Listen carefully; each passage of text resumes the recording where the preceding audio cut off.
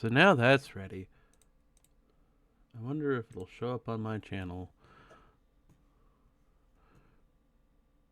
So we are technically speaking live. Okie dokie, so link is live.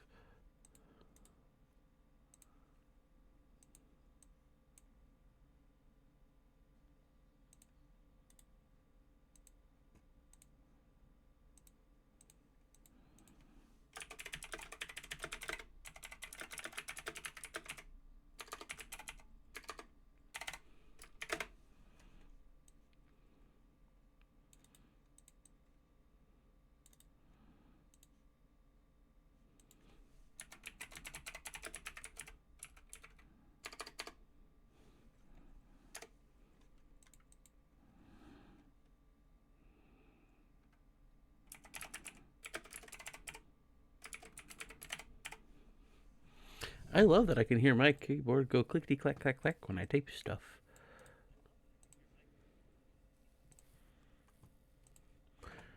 I sound a little goofy, but you know what? That's fine.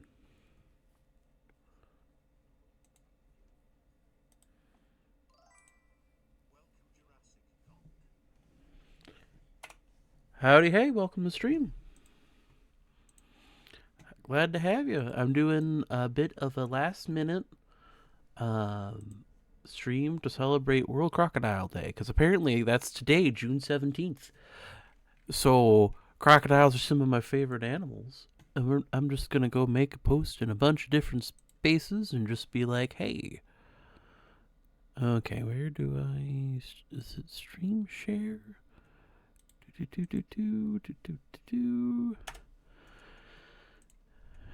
Getting everything ready. We're going to be building for a crocodile today.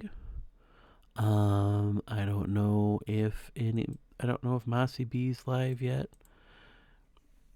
I wasn't planning on streaming today. I had a D&D game that canceled. So, I figured why not hop on. Oh, it's doing the thing. Oopsie doopsies. Zoo. I need to go fix that in Mossy's room. Oop. Oop. And we'll just copy and fix that.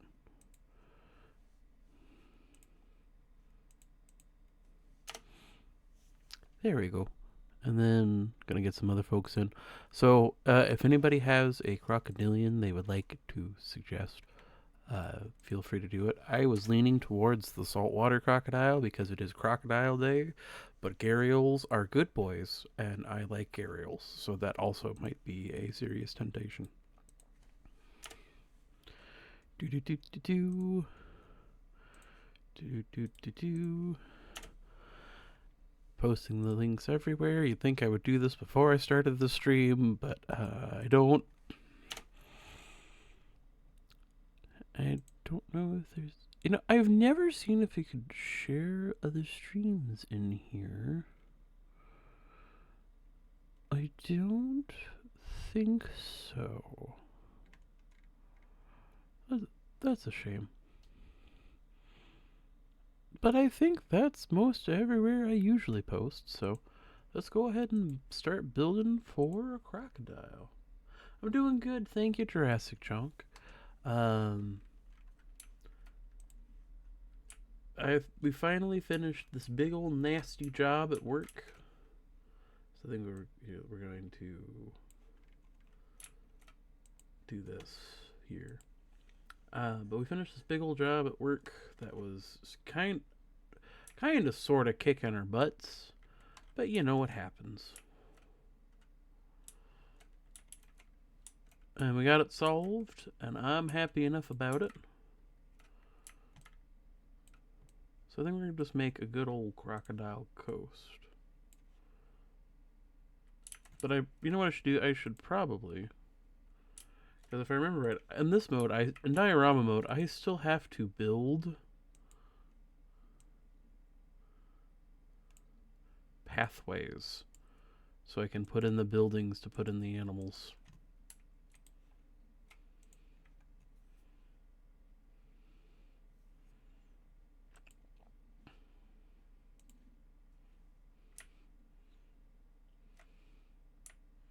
I do think one of the things that I would like to do at some point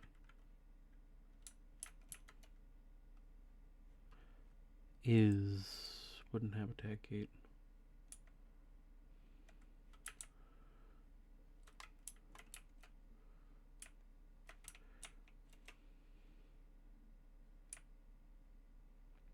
I think it would be really fun to do a zoo build at some point where you'd just be like, all right, you have a 50 by 50 block here.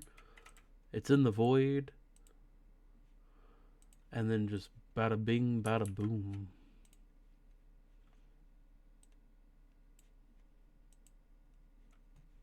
Oops, that's not the right angle. Oopsies.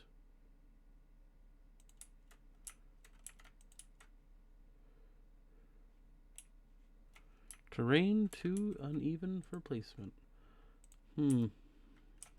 That's gonna be interesting. We'll shorten the length out from there a bit. We don't need to go that far, I guess.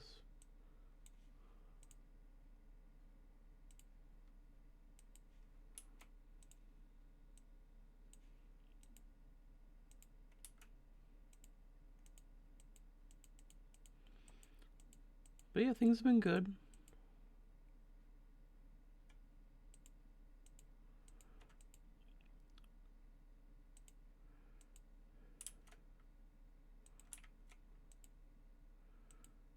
Do do do do do do do do do. Just doing some good old times. Like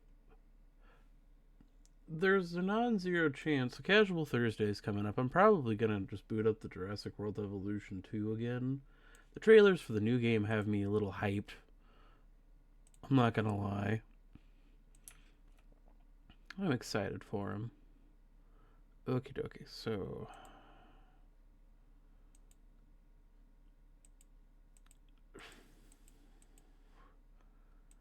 if I remember correctly. Okay, so path, we need to delete path. Barriers. You gotta decrease that length.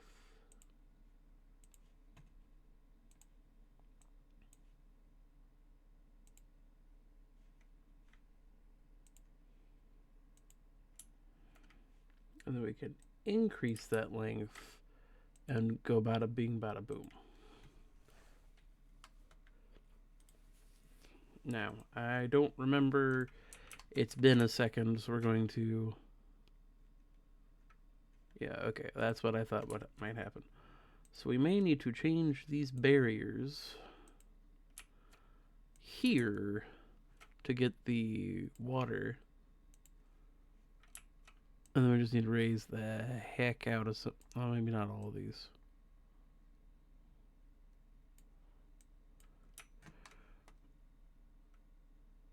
We need to build the terrain first for the crocodiles. Whichever ones we get. Like, so it's Crocodile Day, so we should look at our crocodile options. So we got the American alligator, who's an all-time classic, but he's an alligator and it's Crocodile Day. There's probably an alligator day, right? Let's keep on going down. So if I remember right, the next one is the Cuvier's dwarf caiman, who is a wonderful lad, but he's very small. I think it'd be more fun to build him in a zoo than for a diorama at this current point in time, but he's an option on the table. And then I must have passed him. We have the gharial. Love me a gharial. Critically endangered, 600 of them left in the wild. Some of the best parents around. We absolutely adore us a crocodile that takes care of his kids.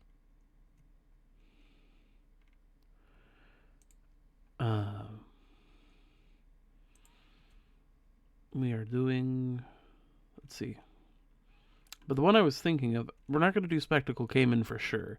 Because while spectacle caimans are larger, we just built for those in Southport. So I built a fun habitat for them there. So I have a feeling we're just going to wind up building for the best crocodile, arguably on the list, in the form of the saltwater crocodile. But there's a non-zero chance we could also go gharial. You know what I mean? Like,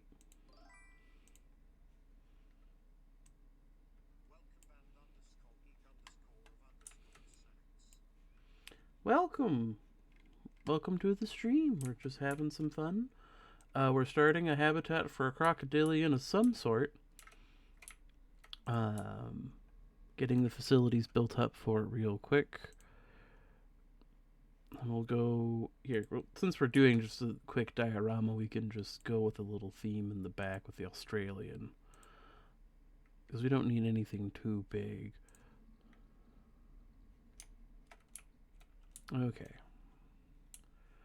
Or are you going to do this? This was a thing I forgot that might happen. So like if you do like a keeper hut,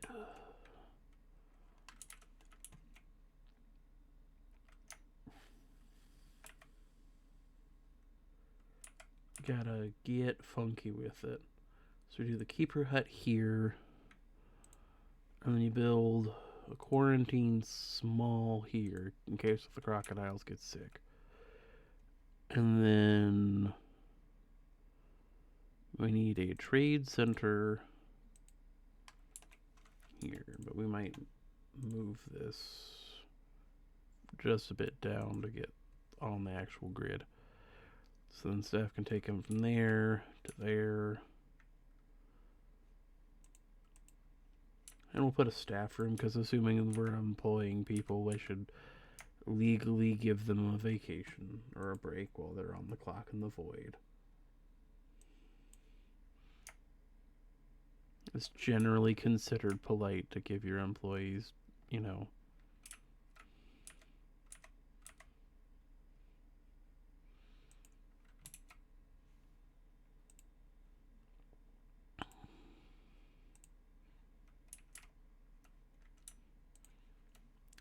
vet surgery is the thing I'm forgetting. I knew I was forgetting something. You think it wouldn't be a big deal, given that this is the void and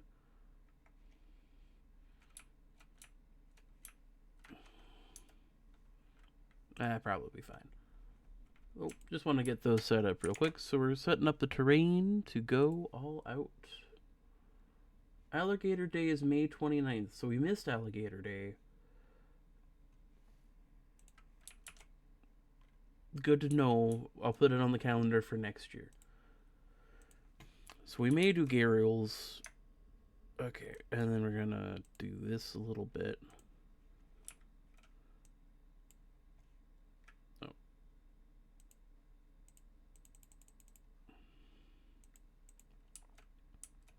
We're gonna flatten some stuff to surface.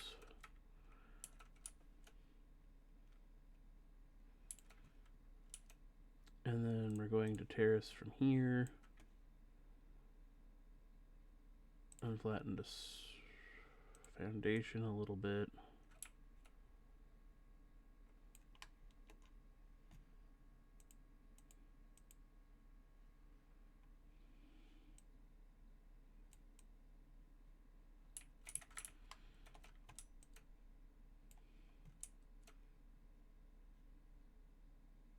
And then we're going to smooth out to make it look more like a naturalistic riverbed. And then, in theory, assuming there's nothing touching the void... Oh, I need to raise these fences, that's what.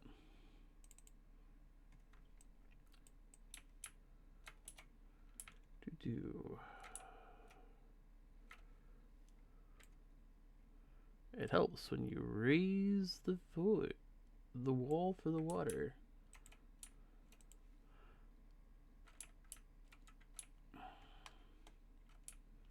There's just a couple of spots where it's dipping. We'll get that going.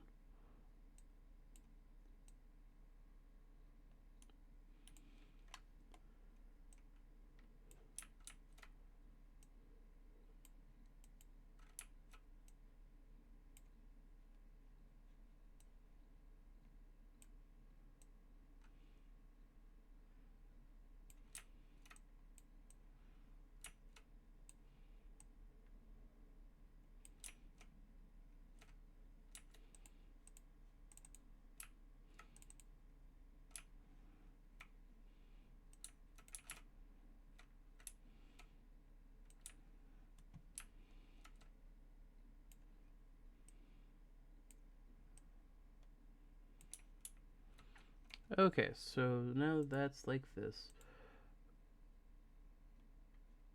It would be nice to get it higher. I don't know why that's obstructed. There's nothing particular. Oh, there's a low spot.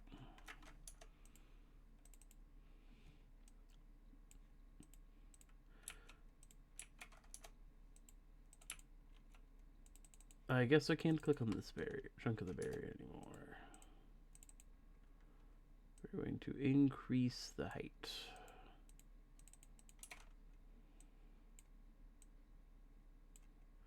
And we're going to increase the height.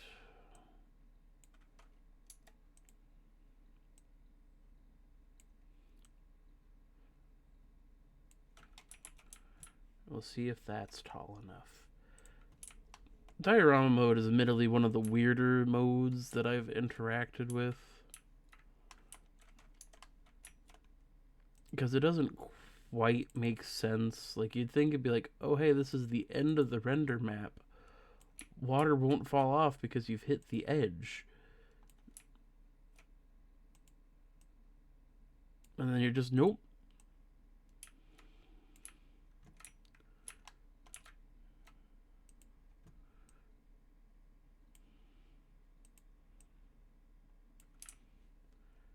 Okay.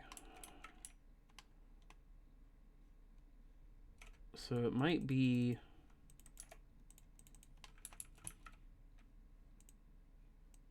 the ones over here.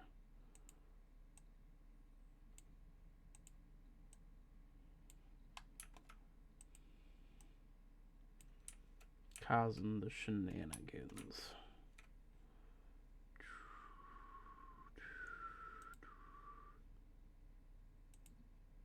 Boom. Heck yeah, got some water.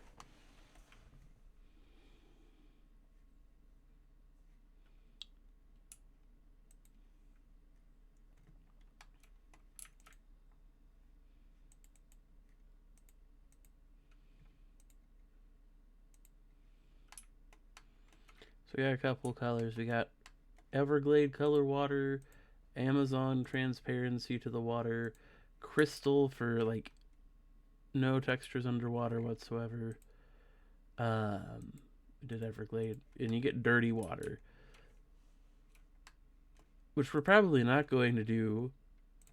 But I kind of like this tinge with the Everglade, which admittedly might be my bias towards alligator showing, but you know.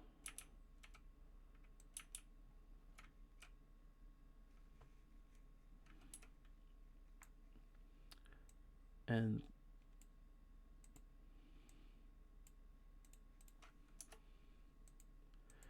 okay.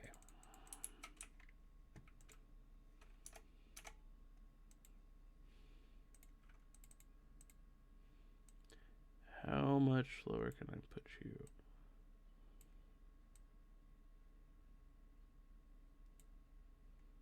Can I put you this low? Can I put you... Perfect. Am I looking forward to doing that with all of these? No. Because I feel like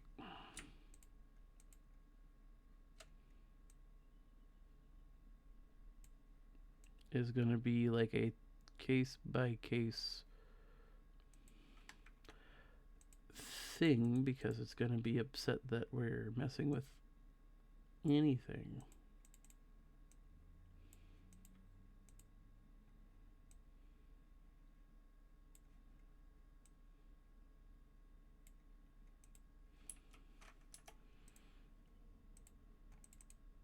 No, that's not what I wanted to do.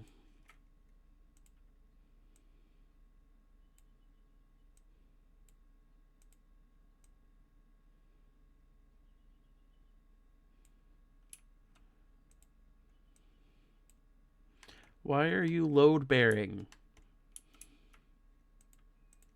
You know what? It's fine. We'll just get these other ones real quick.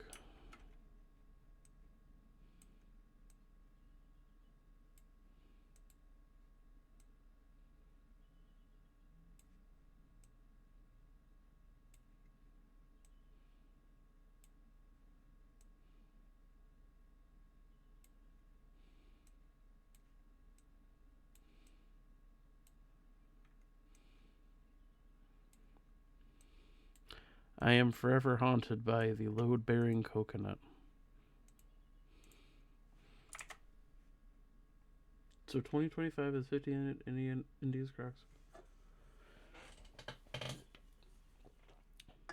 Okay, so saltwater and gharial crocodiles for India's 50th anniversary of crocodile conservation this year. Excellent. Is it a vague enough reason? Absolutely. But we'll build for gharials first, I think. Also, just because gharials are fun. So, fun fact about the Planet Zoo gharials. So they went and did the size measurements to see how big the animals are. And they went with wild gharials for it, which was an interesting choice because wild gharials get a lot bigger than anything we actually currently have in captivity. So it accidentally speaking led to a hold on, why are you load bearing? Oh, that one's already down at the water line. I just need to lower this. Perfect.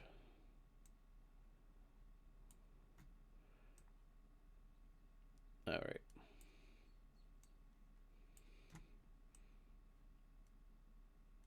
So, Planet Zoo's gharials, at least in their males, get to about 4.5 meters, which is absolutely massive.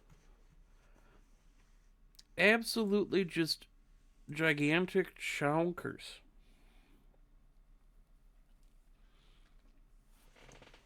So we are going to go build for them because, of course, we will. So we're going to go to the Animal Trade Center. Hi, Hungry. I'm great. I am the Eternal Zoo. I almost said the real name. Oopsies. Probably would have been fine, but you know. So let's build a habitat for some gear. I don't have any in my storage. What am I doing? Gharial. So we're going to get an A and the shiny. And I'm going to go look up how many I can shove in a habitat.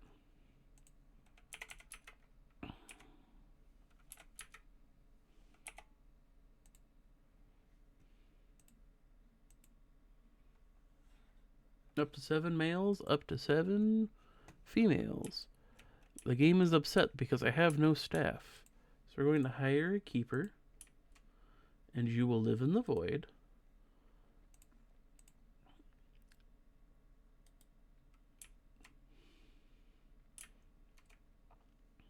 And we will hire a caretaker to help.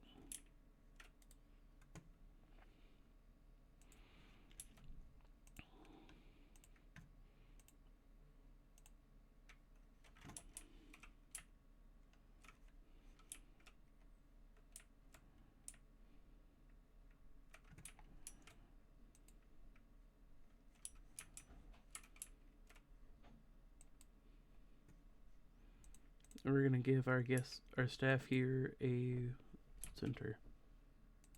Just because.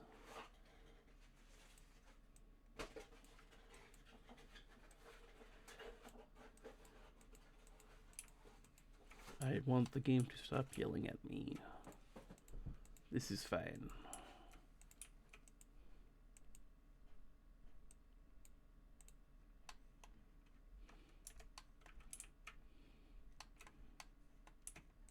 So we're going to get us some good old gharials. We can have up to 7 in a habitat and they won't be upset.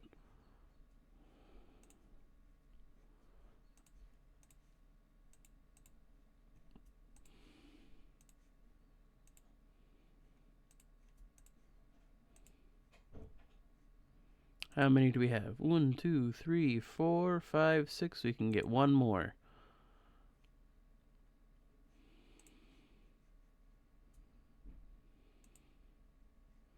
We'll get another female. Why not? And we'll go to storage, and we will send to zoo. Quarantine small, all 7 of these guys.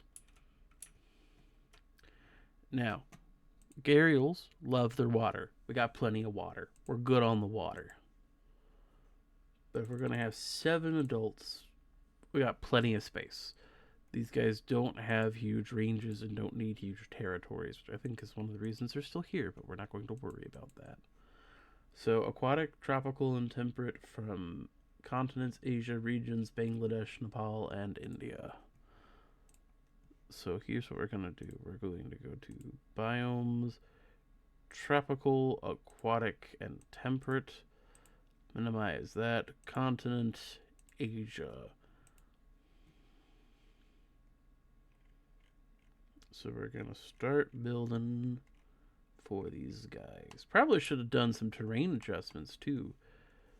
That would have been smart.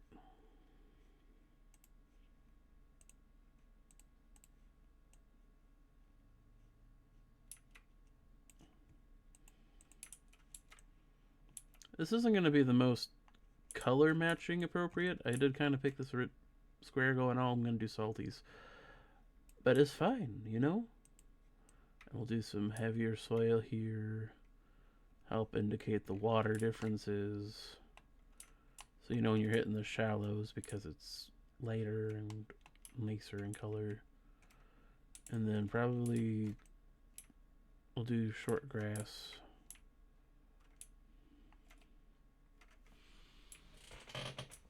But yeah, I think at some point, maybe when we need to take a break from Southport, we'll do a challenge and we'll just be like, hey, let's see what we can't build in this space for this amount of time.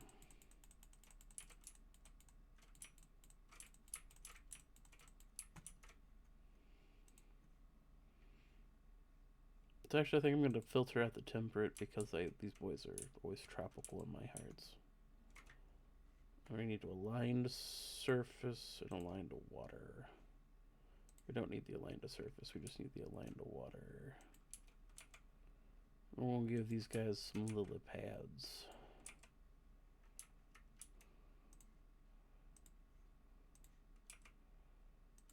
Just because I think lily pads are some of my favorite plants in the game. And you really can't go wrong with these blue lotus plants.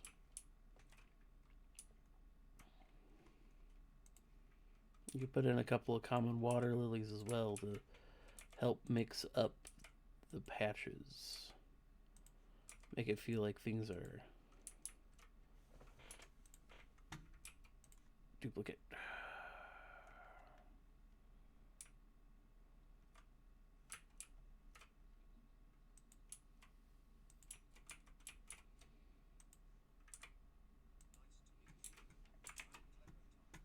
Hi, Clementine.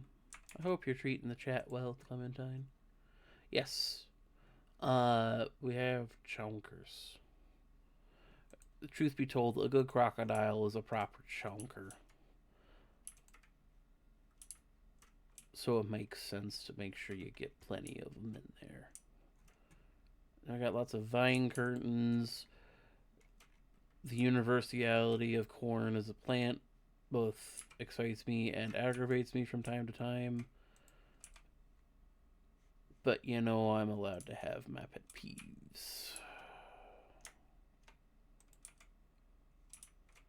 Mangrove apple trees to give this just a speck of variety, just so it's not just mangrove, you know, just standard mangrove trees. We're not going to do the Scalova bushes. Don't get me wrong, love me my Scalova bushes. They are fun things to build with.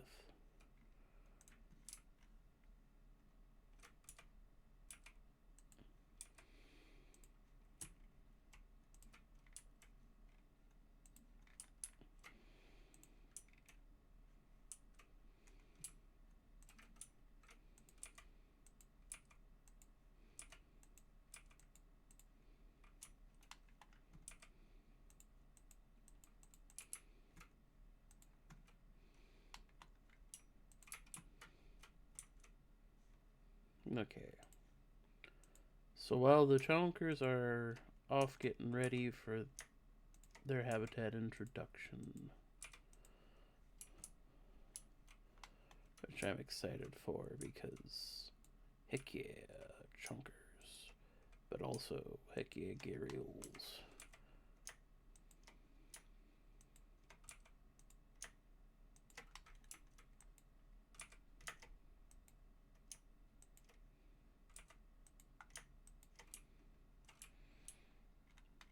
I'm also thinking like, so these are underwater hydrilla plants. So we're gonna just put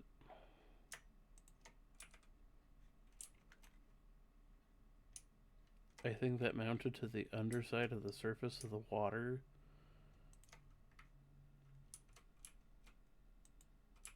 Yeah, because I just want to see what that mount. Yep, that did that. Huh. Unless it's lining up with the stuff I'm submerging. Because I got the land to water turned on. I like to give deeper water areas more plant coverage. It's not necessarily the most realistic thing, but with how boring some of the water can get in Planet Zoo, it gives it a pop.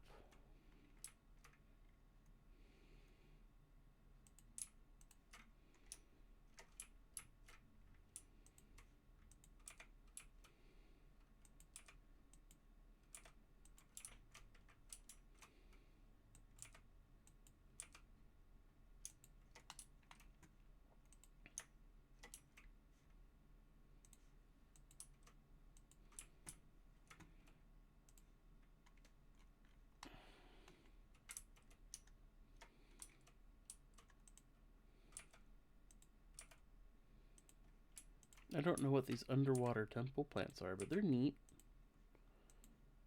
That's a vine tomato.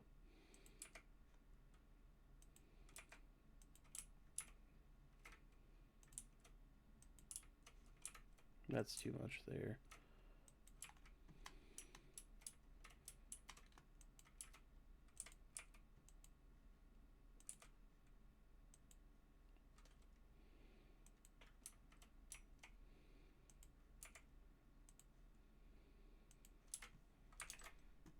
But we're doing good, I think. Having a fun little time.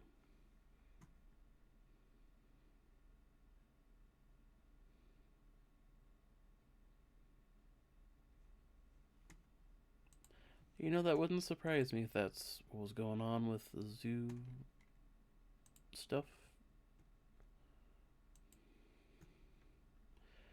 Having some good old times. Yes, let's see. I zoned out there for a second. I do apologize.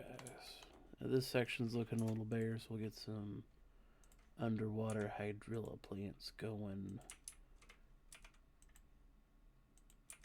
Now, I doubt this is what a lot of their current range looks like habitat-wise. As much as I do enjoy the gharial, I know that a lot of the native rivers they live on in India are not currently in the best of conditions, river health-wise speaking. If I had been smarter and had actually thought ahead, I would have set up some donation links to somewhere.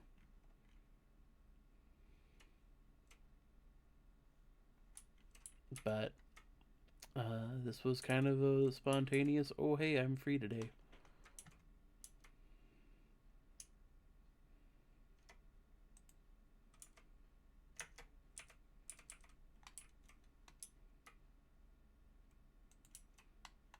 Well, that's a tree branch one. Whoopsies.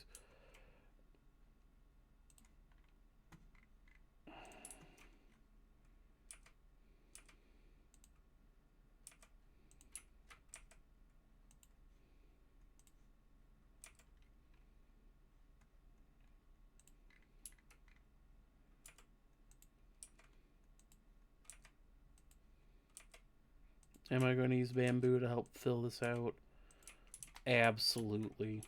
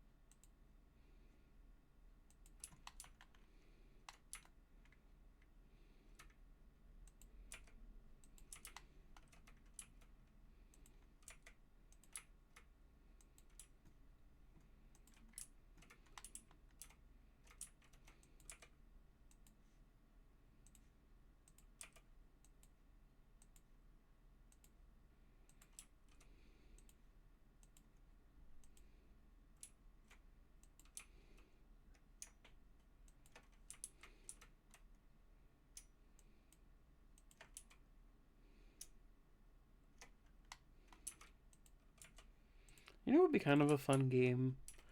Something like a Planet Zoo style sort of a situation, but just botanical gardens.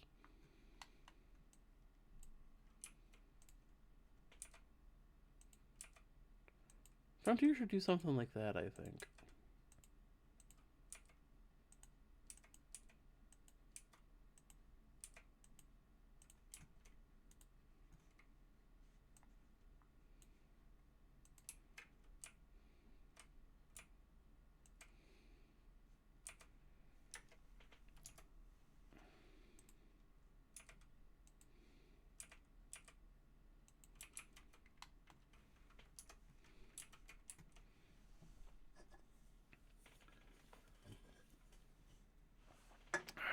Let's see.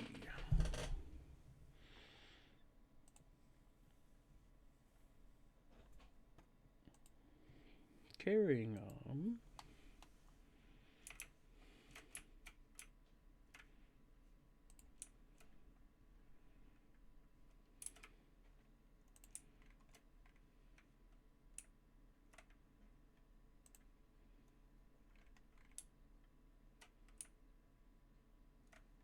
We have the Attenborough's pitcher plant.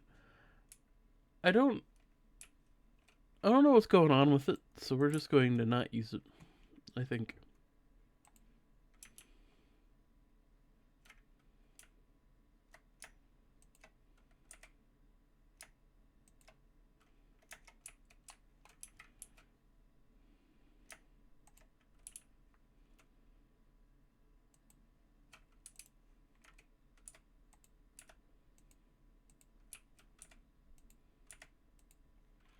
Probably should add some rocks just to give a little bit of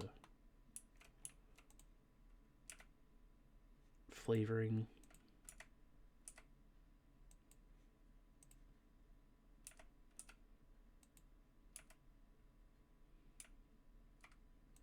I always forget rocks when it comes to designing habitats, you know what I mean? Like, you think that'd be one of the most just easy to think of things, but no.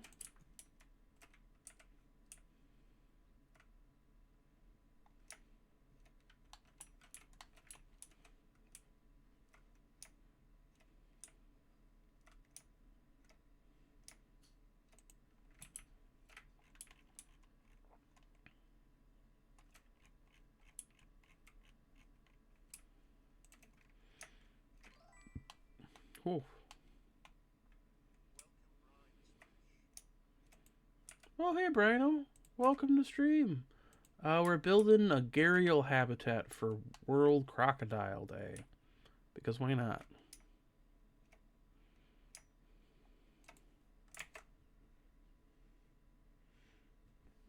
Things are going well. Just doing some casual night streaming while I try to think of a good promo idea for this week. But also because I was supposed to have company over tonight and that didn't pan out. So we're just building, maximizing time, and then also celebrating crocodiles on World Crocodile Day with the gharial.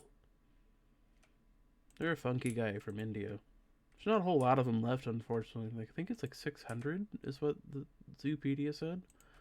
And that was back in like probably 2019 when they wrote it. Who knows now? Here.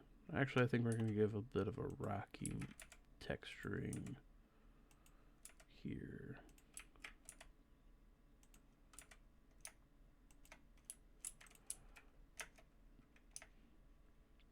But yeah, how's your evening going?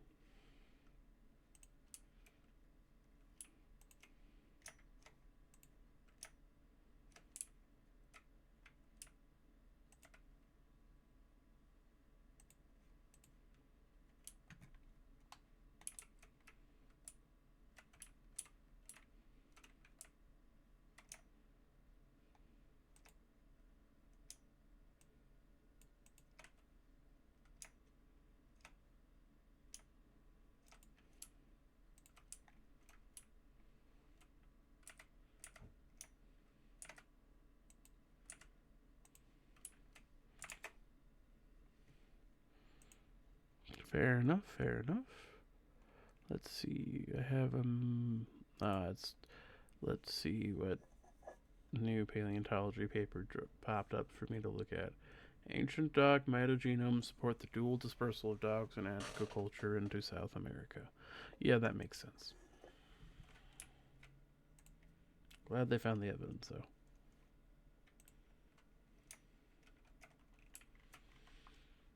So that's something I could do at some point for kicks and giggles for a stream. Just read scientific research papers and share their updates with y'all. Probably be all paleontology themed to be fair, but you know, it's a possibility. Though I can't imagine there's a whole lot of people who are on like let's go over scientific research papers on Twitch.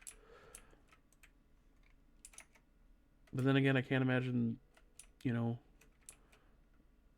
I can't imagine. I've never really been one for doing anything considered remotely traditional. So if it works for me, hey, it'll do.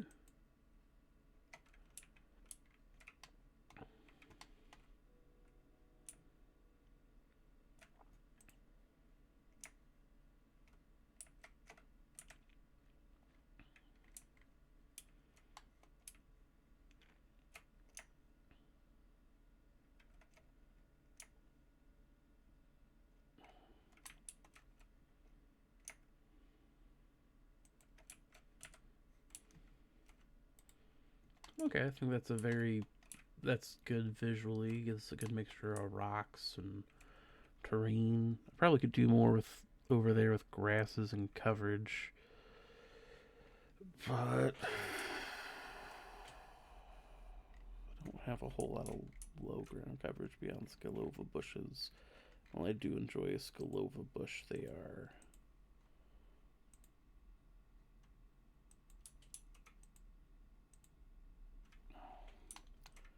fairly massive tree ground covering plants.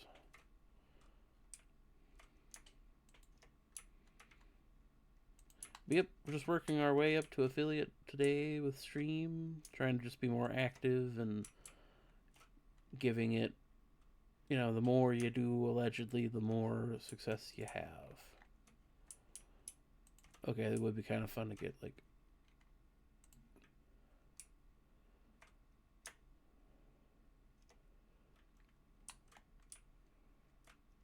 okay, let's see if we can't. No, not with that one. We'll go to the enrichment stuff and get a log.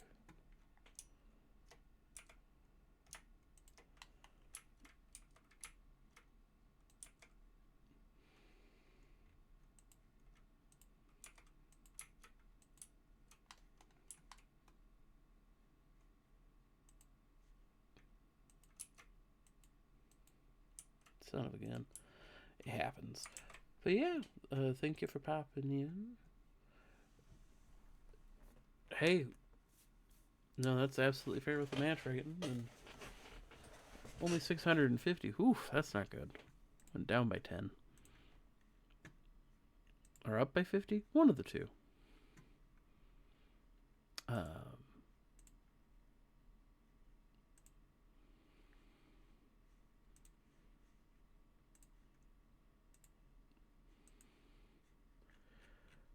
But we're just having a fun little time. I need to get a promo idea out. This week seems to be better than the last couple of weeks for work, so hopefully I'll get something up here soon enough. I have been writing against these guys for a while, so I hit, you know, you get, when it comes to the promo writing, you kind of sometimes hit the end of a curve and gotta think on it, but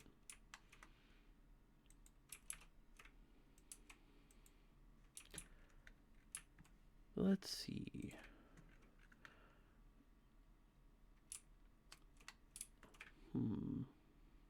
What if, here, turn off the line to surface, because that's giving me a headache. It's giving me a headache. I can't imagine what it's doing to you guys. I know I need to move that.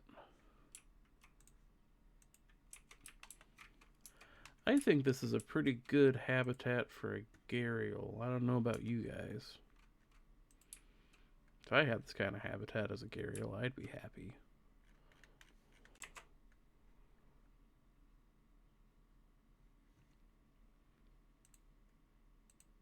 Let's get them.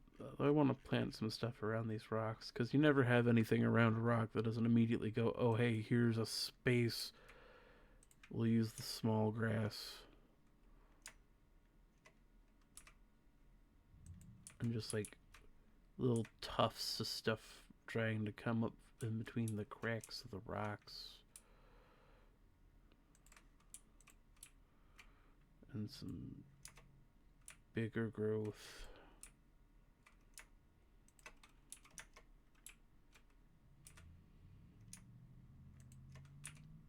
But yeah. So I think the next big international animal day, I think I want to like get a plan going because I think it's tigers in July. And I might try to get like a World Wildlife Fund thing going up and get that going with it. I don't know if I can even do that without being affiliate, but you know, never know until you try, I suppose.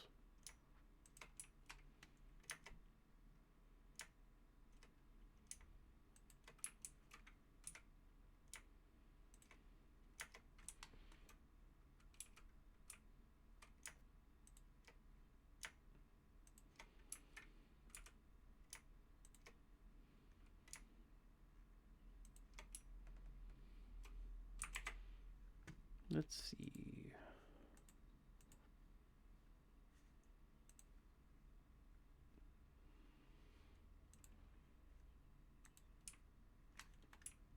That's fair.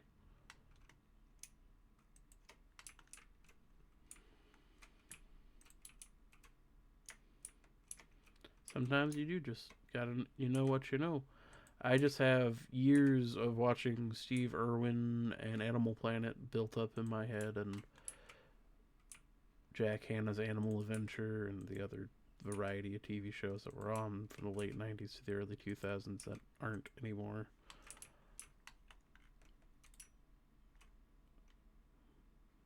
But now that that's started and pretty much taken care of,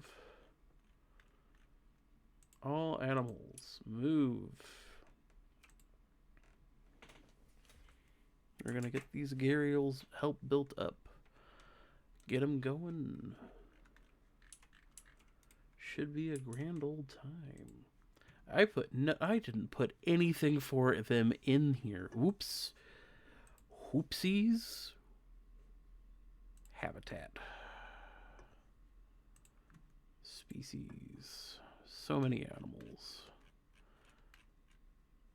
I don't have a problem when it comes to buying all the DLCs. I'm perfectly fine.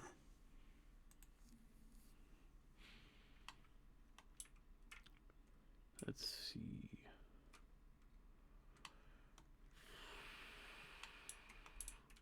I'd love to like incorporate this into a build one day, you know?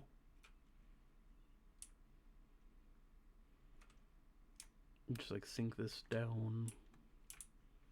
I got the room technically like right here. This would be kind of like, damn, that's actually kind of like that. And it doesn't look half bad from underwater neither. Okay. That gives shelter and places for the gharials to rest, so that should cover us.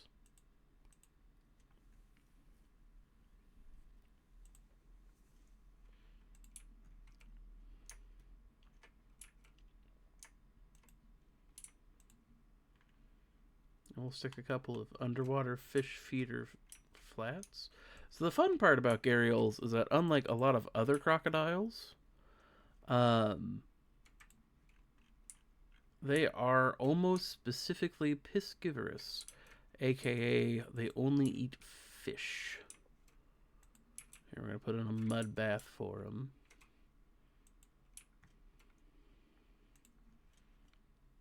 I think a rubbing pad would be a fun little enrichment item to see them do. Hello, Clementine. But, so, they don't, technically speaking, eat meat. Like, they don't hunt for prey. In the sense of, like, oh, humans, they're some of the safest crocodilians to be living around. Now, they are admittedly an animal that gets 4.5 meters, and if I'm doing my math right, that's about like a 20-foot long reptile. And if it's a 20-foot long reptile and you make it mad, well, you're gonna make it mad. But in terms of like versus the other crocodilians that tend to live in India, such as the saltwater crocodile and the mugger crocodile, gharials tend to not attack people in comparison. Alright, let's see them add these bad boys here into their habitat.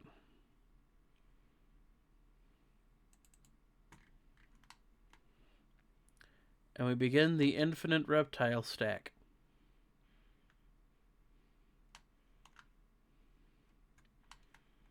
So, in particular, I believe these are our females, but we will... Yes, so this is Myra and Zoya. There's some of our females. Let's see if we can get one of the boys here.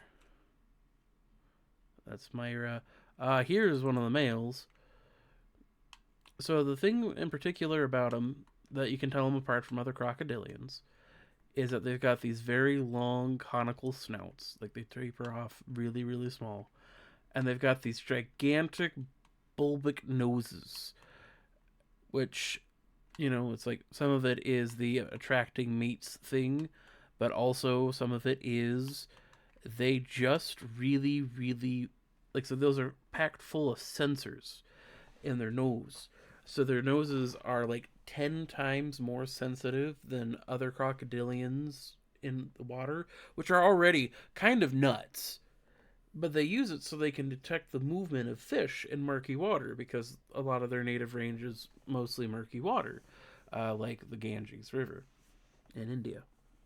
So they're very unique looking crocodilians. And they are in their own little family. They split off from closer cousins. I think it was like some 40 odd million years ago, if not older. So, like, caimans and alligators are closer relatives to each other. And then you have caimans and crocodiles, and you have the gharial. And they used to be grouped with a family called the false gharials, because the false gharials looked fairly similar, but were a little more aggressive and a little more, what's the word? More terrestrially inclined for their prey.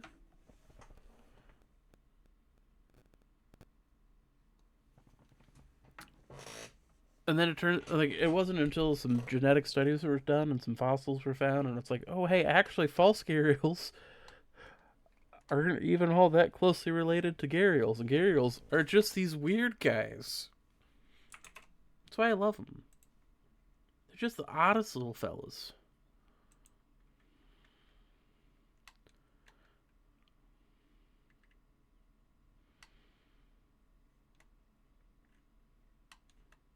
But yeah, figured we'd just do a quick little stream, just to build up a little bit of excitement and attention to some very important crocodilians. And I do absolutely, like I said, I absolutely adore crocodiles and alligators. They're some of my favorite reptiles. They're some of my favorite animals around. They aren't the most sometimes terribly exciting to see in a zoo because, like, a good chunk of the time they're just vibing. But I figured for World Crocodile Day we could do a couple little diorama modes. See, everybody's over here where the hanging out in the lily pads. Another fun fact you might notice, males are absolutely massive. compared to the females. And you might be like, huh, that's weird. It's actually a fairly common trend in crocodiles because females use up a massive amount of calcium in their diets to lay eggs. So they periodically, especially when they start getting to egg laying ages, sacrifice their growth and slow their growth down in order to do that. Males don't. So they can get up to these absolutely massive sizes. Now, this isn't the average size for a male. This is about as big as they get. But for whatever reason, when Planet Zoo was adding their gharials, they were like, yeah, we're just going to make them absolutely giant boys. Um, it makes for a rather interesting crocodilian addition to the world of Planet Zoo. They're a base game animal, so they're for something made in 2019 still being used in 2025. They look pretty good. I like to think.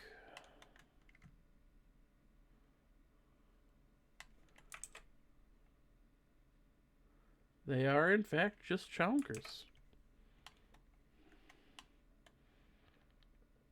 If I remember seeing in another video, somebody measured them out in game, trying to build a habitat for a zoo they're doing. And in game, the males get up to 4.5 meters in length, which is unironically a titanic crocodile to build for. I also have a sinking feeling that these guys are going to spend most of the time in the water, which admittedly is where they do spend. Gharials are actually almost entirely aquatic compared to their other crocodiles, and they tend to hang out and hide in waterways more. I think there's actually something with their limb construction where they're not too terribly suited for long-term land transportation, unlike other crocodiles, which can get a little ridiculous. There are some crocodiles, such as the Cuban crocodile and the Australian freshwater crocodile, that have the ability to switch to a more upright stance and gallop like a horse. And you're like, oh, they probably can't do that for long. They don't have to do it for long. If I, like, here, let's see. How fast can a crocodile gallop?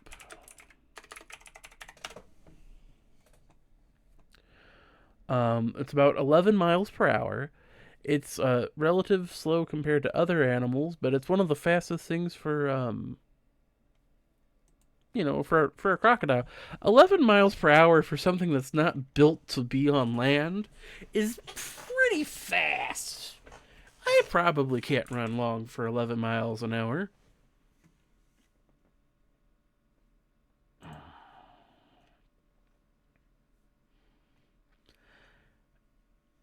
And they're surprisingly intelligent animals. I think the ones that gallop the fastest are like Cuban crocodiles. Yeah, they just have to gallop long enough to catch prey by surprise. And, like, let's be fair here. If I see a crocodile, I'm not going to be moving fast and turn around to find it galloping after me. I can't accelerate to 11 miles an hour that fast.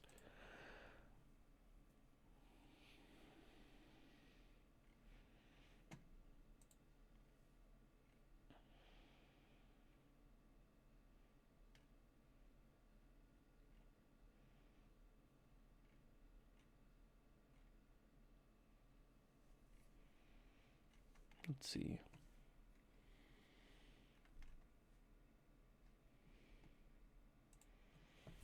These guys are just absolute units. But I have a feeling like I built like this whole bridge for them to go sunbathe on and everything, and you're gonna all hang out in the water, aren't you?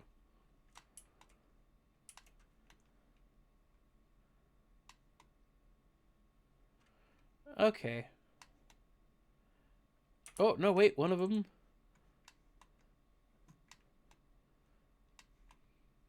flop out. Now, unlike a lot of other crocodiles, gharials have very conical teeth. And crocodiles in general tend to have conical teeth, but these guys have almost just straight, like if you drew a triangle, like really tight.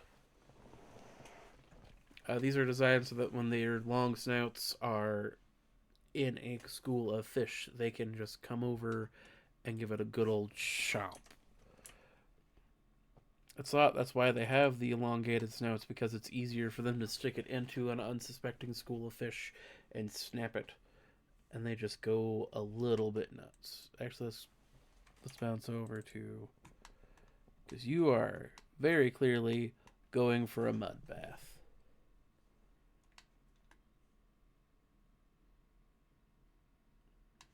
At least I thought you were. You might just be sleeping on land.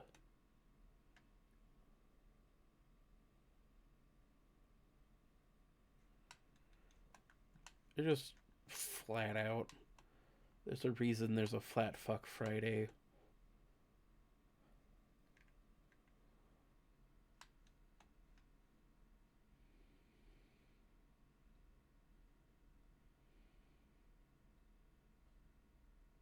And just stomping through the mud. If anyone has name suggestions in chat, I'll take them. I mean, might as well, right?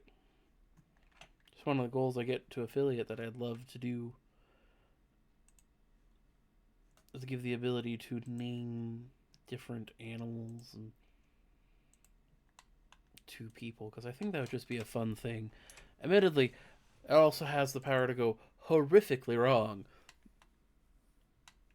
But, you know, you make do with what you get. I kind of want to fix the lighting, though. Hold on. We're going to quietly go...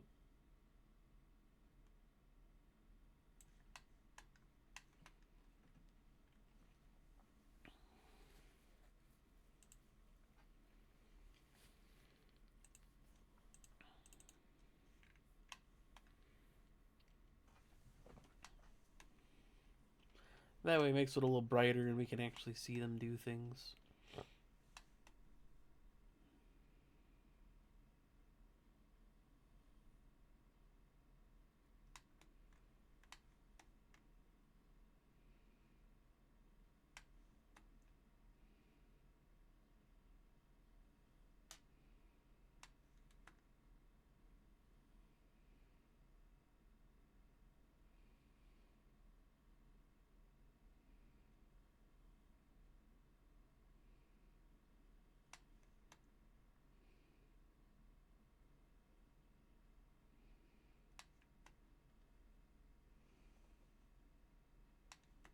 Just swimming along.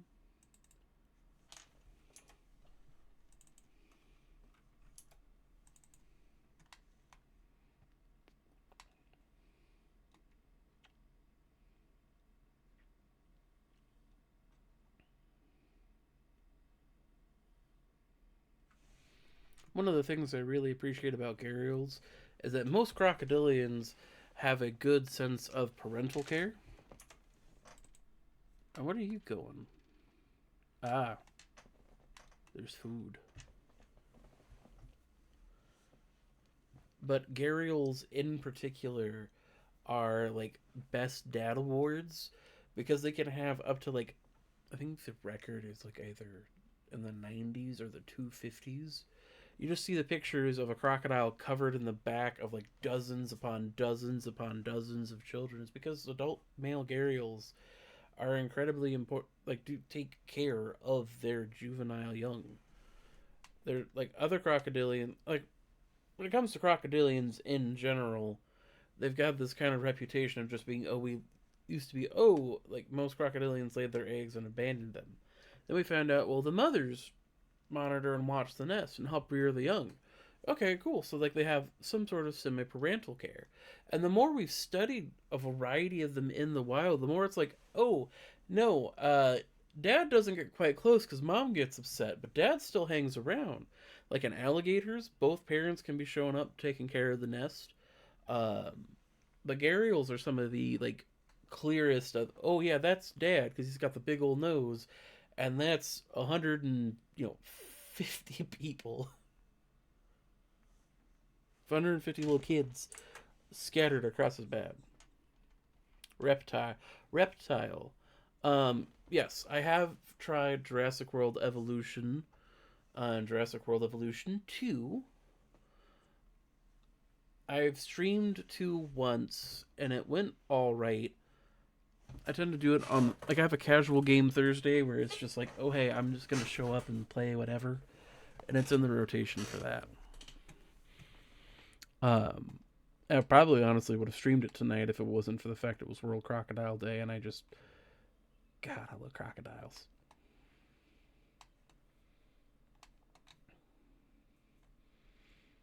So we got ourselves a pretty little gharial habitat, I think.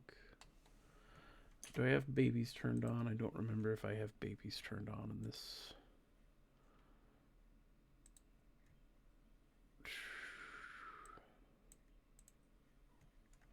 We'll see if that turns on any babies.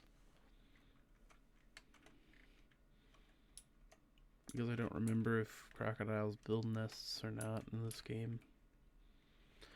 But yeah, I've done Jurassic World Evolution 2. And they're some of my favorite animals, I think. I've seen gharials in person in zoos before. Um, and the common thing is with all crocodilians in zoos, 99% of the time they are a lump and they sit there basking in the sun or they're swimming in the water. But for whatever reason, I've been lucky to see gharials active every time I've seen them so far, which is wonderful. But I think if you're going to display crocodilians in a zoo, they're some of the best things you can add to a reptile house because they're big, they gain attention, and you have interesting habitats to look at. So that even if, like, say, a gharial decides he wants to spend his time under a rock, you can beautifully plant an habitat for him, and it's just a very wonderful thing. I think every zoo, if you're going to do a reptile house, you have to have at least one kind of crocodilian. You have one of the giant tortoise species because there's so many of them, and you need to have a good variety of lizards. Snakes are also important too, but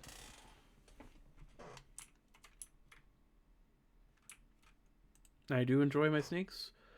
But I think if you're going to have a good reptile house, you do need to have like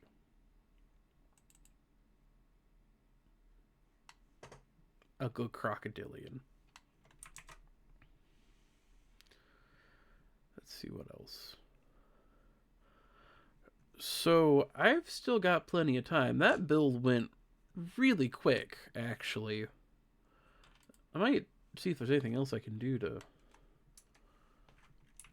spice this up a little bit because I thought that was going to take at least an hour. I don't think it's even been an hour since I booted up the game and started streaming.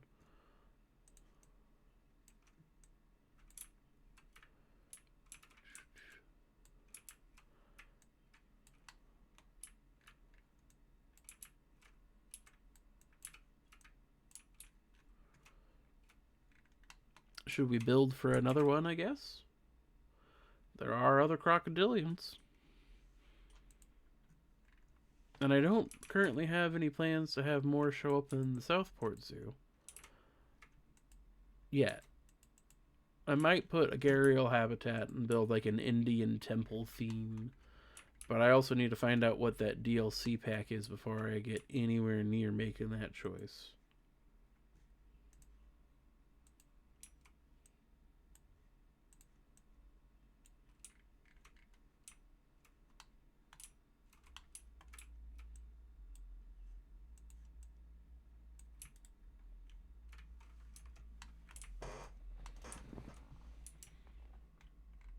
I do just love when they like go running.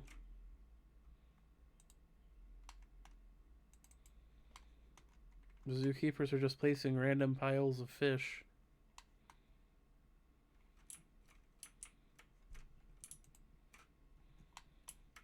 Let's put in some rock formations for the time being because there's a lot of empty space that we could fill with rocks.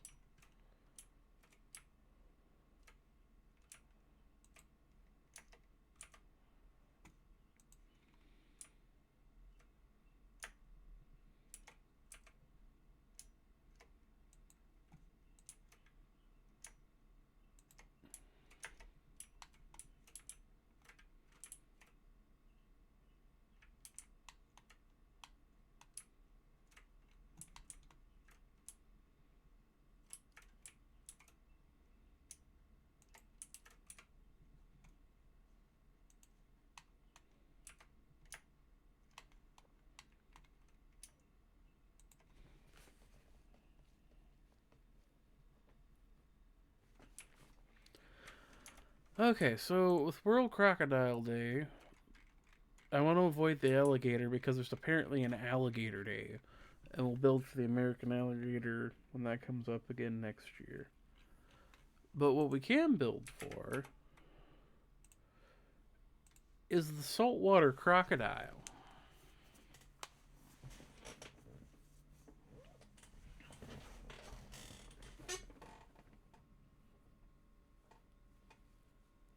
I'm sorry, one second.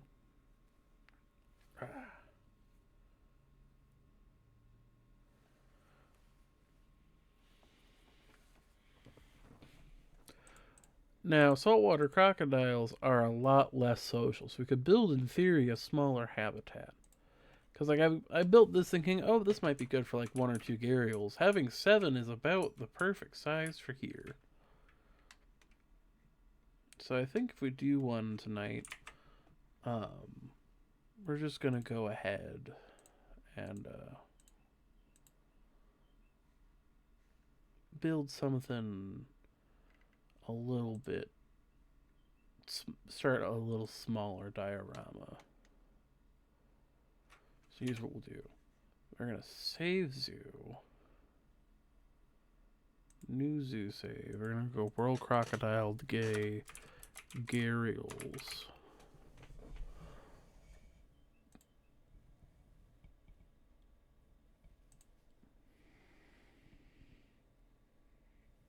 So we're looking for auto saves today.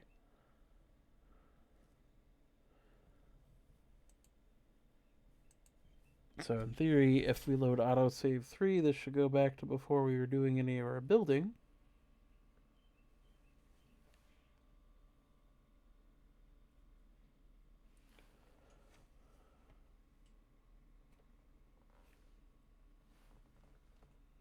We should be able to build for... Oh, no, that one's not the right one. Maybe it's the autosave 1, which wouldn't make much sense.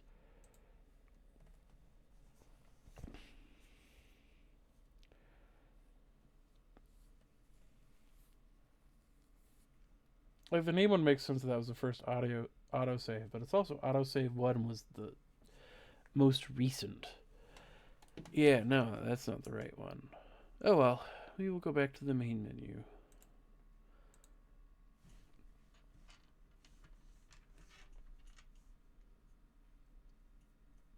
And we will just create a new sandbox for the saltwater crocodiles. Ignore the username because I'm gonna probably change it to this one here anyway. Oceana flat diorama World Crocodile Days. We'll just do that. World Crocodile Day.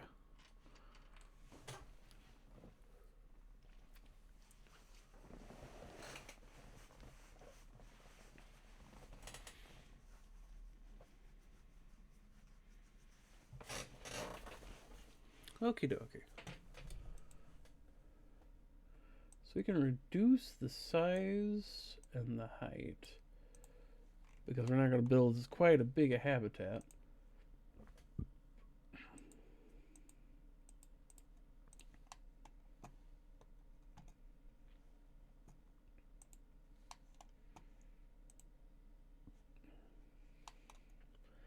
And what we'll do is we're going to start with a barrier.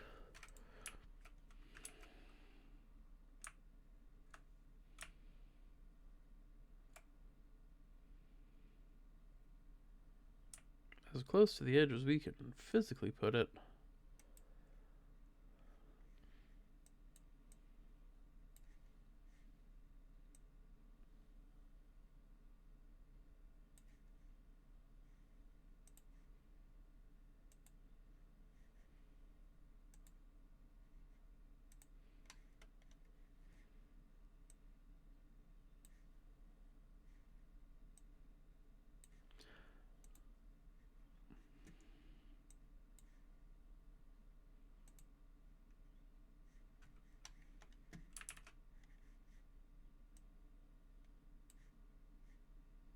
And then we will. So what we're going to build for in this one is the cousin of the gharial, but it got a little bit more of a reputation among others, as a bit of a man-eater. That would be the saltwater crocodile.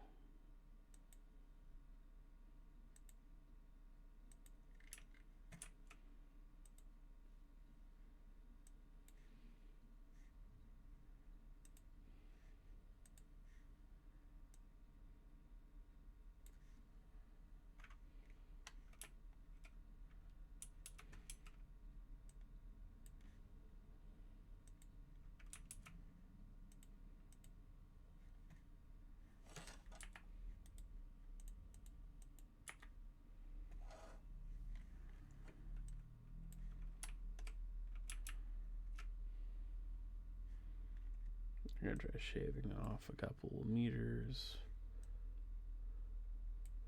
Maybe one more. That's not quite enough.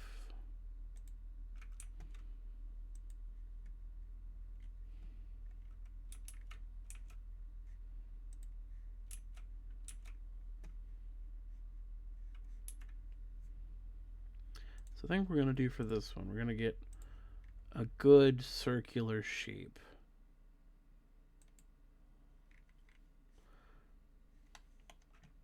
Get a hole in the ground. Because I don't, as much fun as it was messing with the whole terrain tools, I'm good. You know what I mean?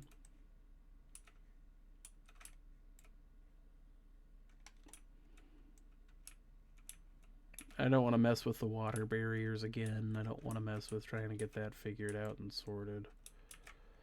So we're just gonna...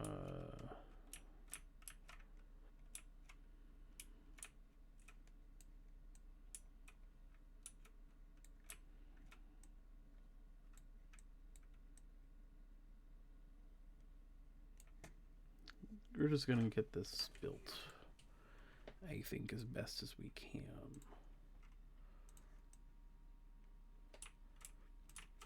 And this should help make the water placement a lot easier. Because it's only one it's only gonna be one crocodile. Maybe two. The saltwater crocodiles are much more solitary. They do. They are.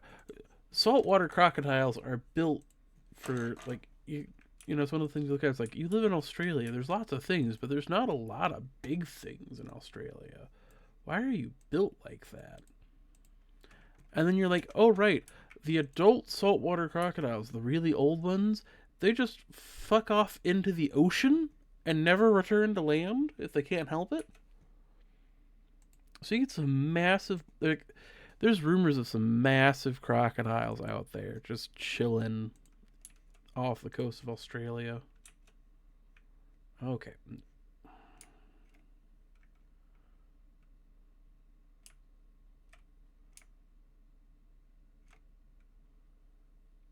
Boom.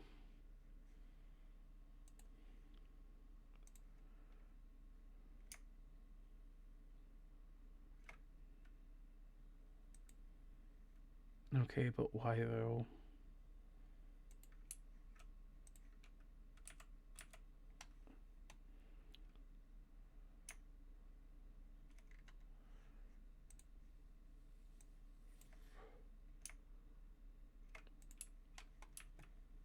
Oops, I dragged that up. Okay, yes, I know you don't like the fact that I'm not doing the talking, but, like, Clementine, you're a program I downloaded for funsies. Don't make me consider taking you away for funsies. Alright, so this zoo is going to be pretty easy. We just need to hire a caretaker. And we need to hire a keeper. And we need to hire a veterinarian. And if 3 people can't tackle a saltwater crocodile, I will, in particular, just go nuts, I think. Alright, so no access. We don't care about that. There's no guests gonna come in this one. Oh, a staff room. I need to make sure my staff have a place to take a break. You think. Now, normally I'd be like, oh, that's being whiny of the staff, but I'm gonna be so real with you.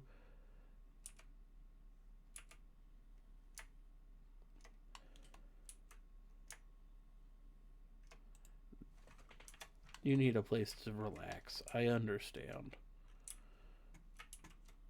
So let's go take a look at the saltwater crocodile.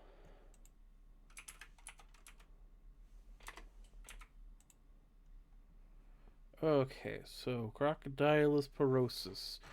Largest species of reptile native to coastal areas of Southeast Asia, North Australia, and East India.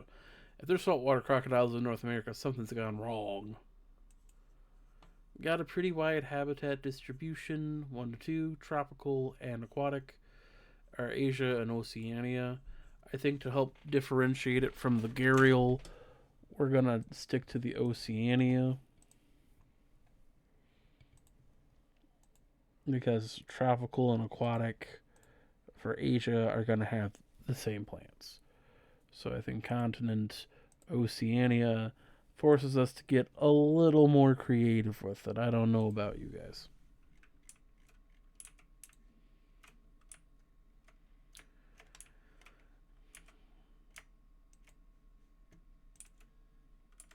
I'm just going to start with some good old rock placements. Give the habitat a little bit of texture. Go for like a hidden grotto kind of a feeling. I think would be kind of fun, you know, like a, oh hey, you like stumbled upon this like secret little oasis. It would be an absolute shame if there was a massive reptile that could kill a man. Welcome back, Brandon Smash. Didn't realize you left, but no worries. We're just hanging out. We are now building for the saltwater crocodile. And we're going first with some big old rocks, because I think rocks are cool. But you're talking about a guy who's uber, like just enough nerd into paleontology to talk about more than he probably should, but just dumb enough to be like, I don't know exactly what that means. Let me look it up for you, though.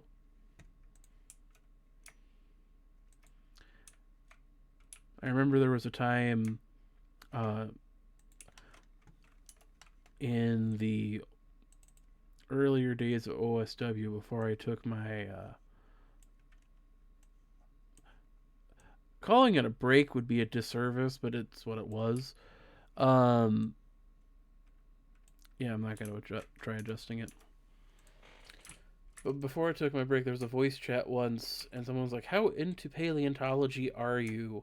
And I started going on a ramble because I'd just been doing some reading on it about the mid-Miocene aridification event and how that still has implications for our world. That climate change is threatening to revert. So not only would we be massively impacted in that sense, just from hey warming it up by a couple degrees, would be like, oh hey, that would turn um, sections of North America that have been open plains for literally millions of years into in theory wet enough to be grass, you know, jungles again. But you get some interesting things with like, hey, how this affected weather patterns and how we can find traces of it still in our modern day. And I was telling this to a bunch of guys who are wrestling nerds and aren't paleontology fans. Um, and they were like, Gray, you're a friend, you're a buddy.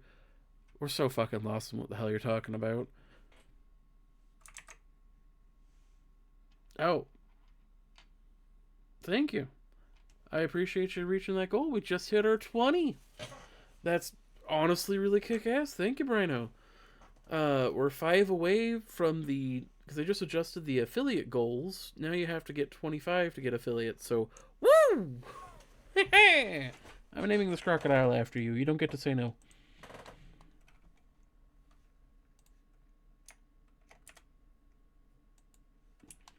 Okie dokie. So let's see. We're going to do some sand. Probably should do soil, actually, by the rocks. Get that grass out of there in between. And then I think we'll do coarse sand here for the bottom. And do finer sand up here.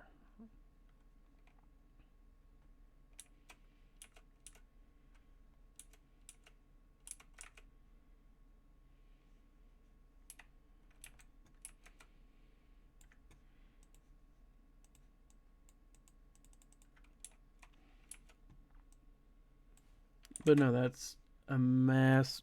Absolutely fantastic. That will help out immensely. Thank you, Brino. I do stream somewhat frequently.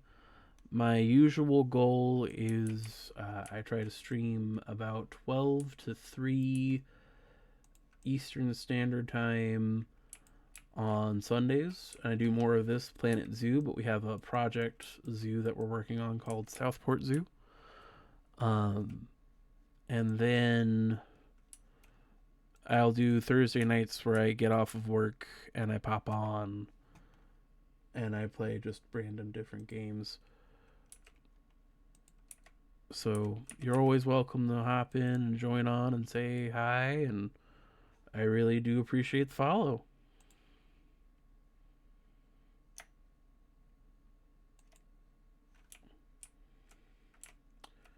Okay, so let's see. We want to get more of that covered look for these rocks.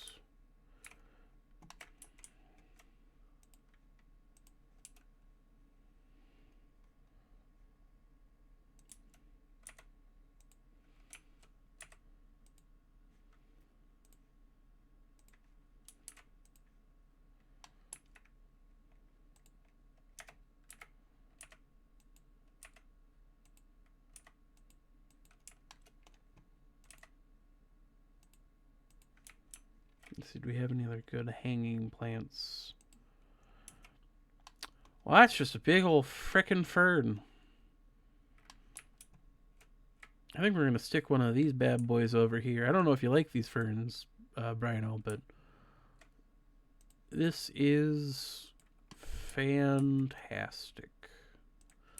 Gives some bigger plant coverage without us necessarily be like, oh yeah, we need to get a whole tree in here. I say as I still put the tree in here. Let's see what else. Let's get some.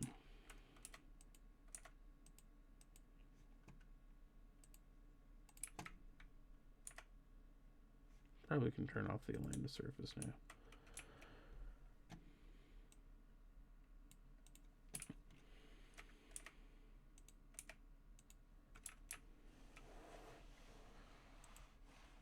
Don't need to do the scale over bushes.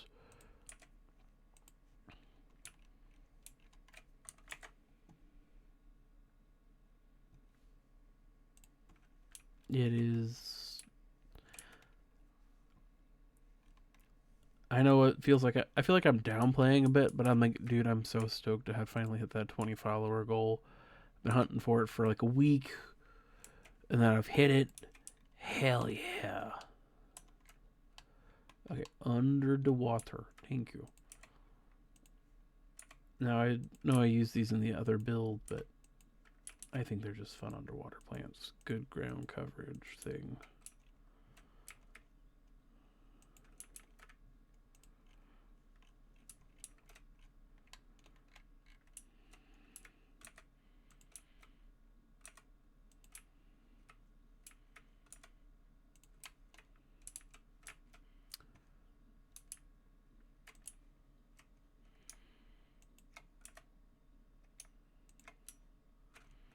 Probably should put some rocks underwater too, which give it a little bit more texture. Let's see. Let's get one of these claddings because these are good for sinking into the ground and giving just a little bit of volume and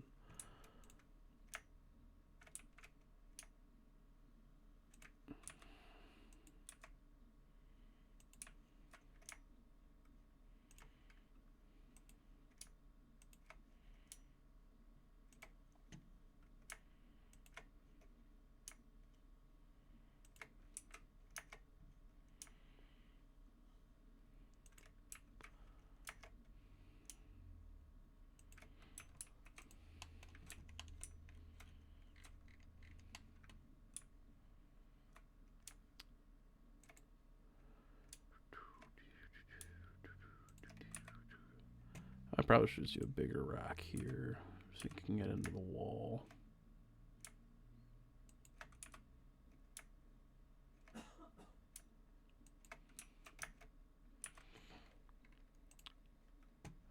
But yeah, that is something I wasn't expecting to get tonight for a random Tuesday stream. Thank you, Brino.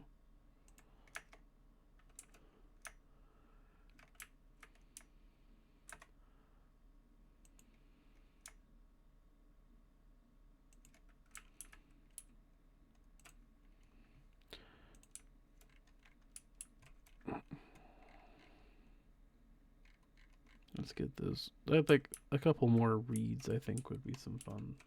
Not those ones. Cattails, that's what it is. Gotta remember the right verbiage.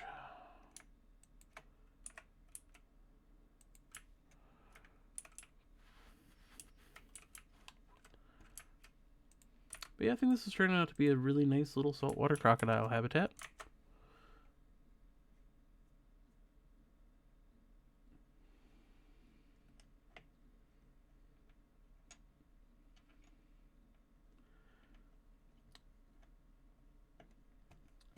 It is genuinely, you've done me a big favor tonight, Brino. More than you know you could have walking into it. So I'm just glad to have you. I hope you have a good week, and I'm gonna put you in all my predictions as winning because I also think you're just gonna win. I haven't been reading the Knights promos as much, but why not? You know what I mean? Here, we'll put some leaf litter down here. Where's the leaf litter? Here, we're gonna turn off the blueprints because that's, there we go.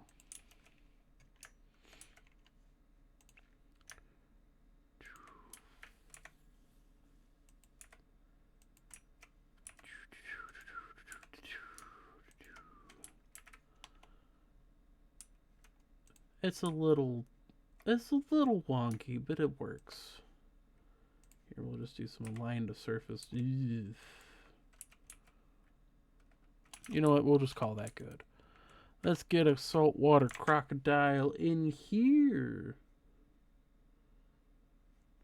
Oh yeah, I'm entirely just off the cuff, but I'm always down for like people checking out and learning more. The goal eventually would be to have like fun, like into the future where I can get some more things set up and guaranteed. Have a handful of streams where like you go through old documentaries and movies and like, okay, so here's like, this is the Jurassic World Velociraptor. Here's why the Jurassic World Velociraptor doesn't make sense for not only just the modern scientific understanding of the Velociraptor, but also for the better looking animals they made in the first movie. Or go through old documentaries or something like that. The similar thing of like, hey, so this is what we thought, and here's how that's changed to get that visual. I also don't know how you would do that without setting off every copyright in, Twitch. But let's see. Let's get a good saltwater crocodile here. Okay, hello, Wraith. Your name's not going to remain Wraith, but it's fine. You set all filters. We're going to send him to quarantine to get looked over. And while he's in quarantine, we're going to help build some habitat stuff for him. And then once he's out here, we'll rename him to Brino Smash because hell yeah.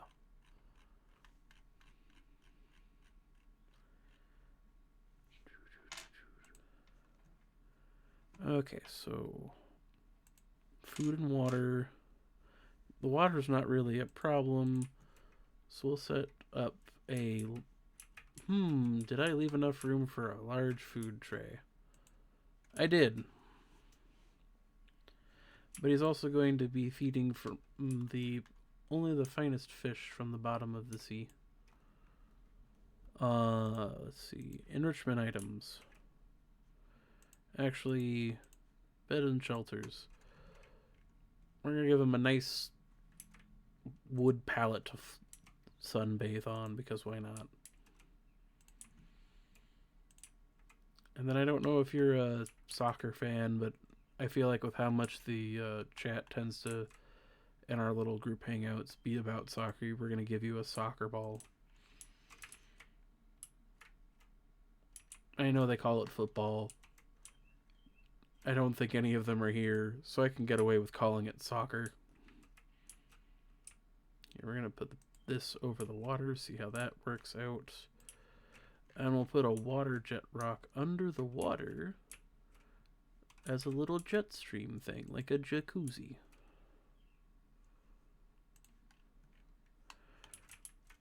Oh, and I don't know what the hell a restraint feeder is, but that is interesting, so we'll put one in.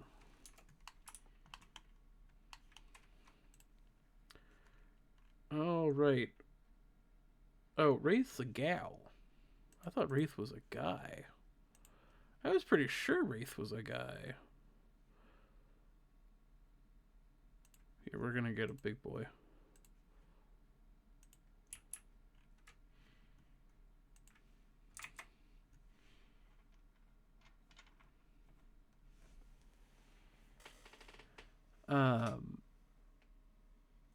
Oh yeah, no, it's Damo is one of the funniest people to write against, because you know the moment he goes, "Oh, sorry, I think you're going to win this one," you're fucked.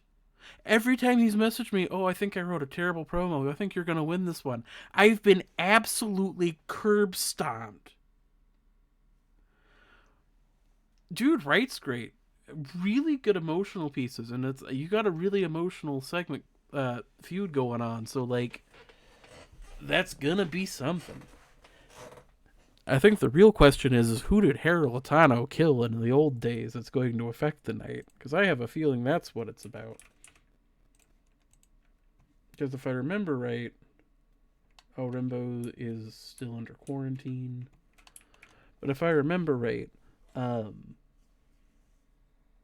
it comes to that, you're gonna be up and alley, man. But I think you got this. You're a really good writer, and you've been killing it with Harold.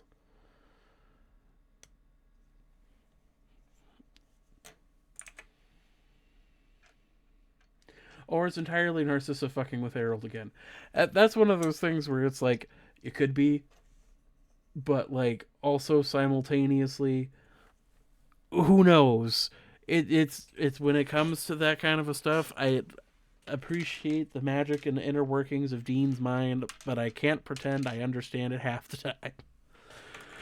I just wait and see, and I'm like, oh, that's a good twist. But let's see. Oh,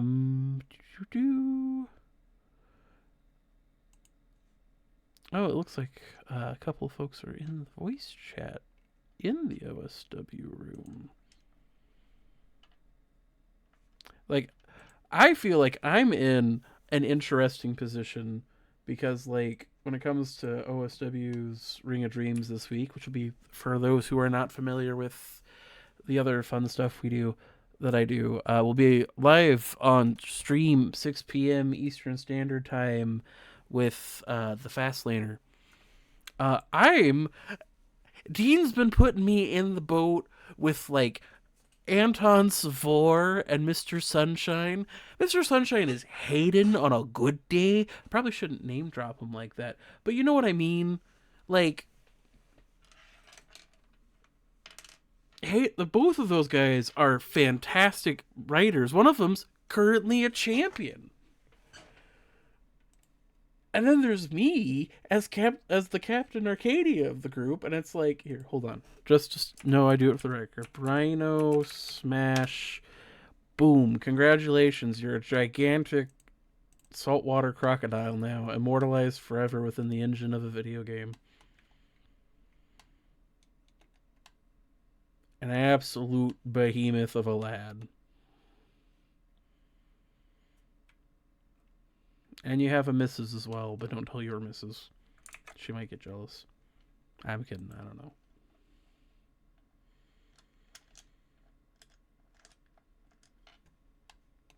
But I got a heck of a feud going on with some of like dudes that are fairly big heavy hitters, and I'm like, oh no, I don't have a theme this week.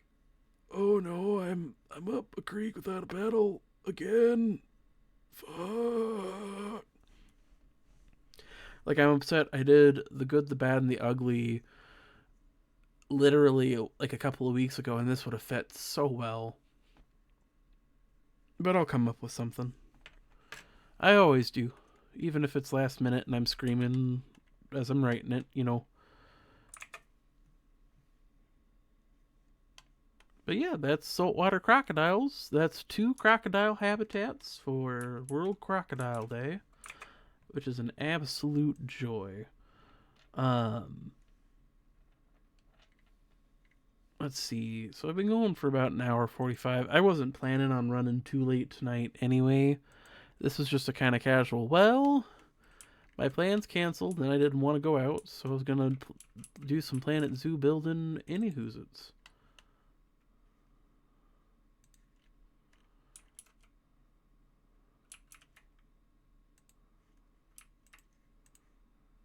Right, because I can't move them because there's no other facility. They're not stuck, they're just vibing. Doing the true crocodilian fashion of just hanging out.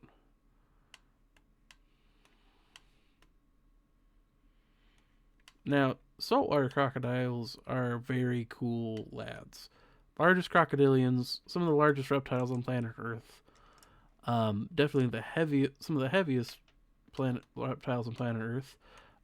The only crocodile that I know of for sure that has a record of fighting sharks. They don't always win, but they fight sharks. And even if like one decides, oh, like Brino's leg over here is a tasty snack, or if another crocodile goes, oh, I'm gonna tear it off in a fight, they don't care.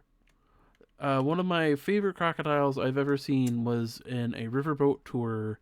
Oh, I can't remember what part of Australia it was, but it was missing both of its front legs because it got in territorial fights.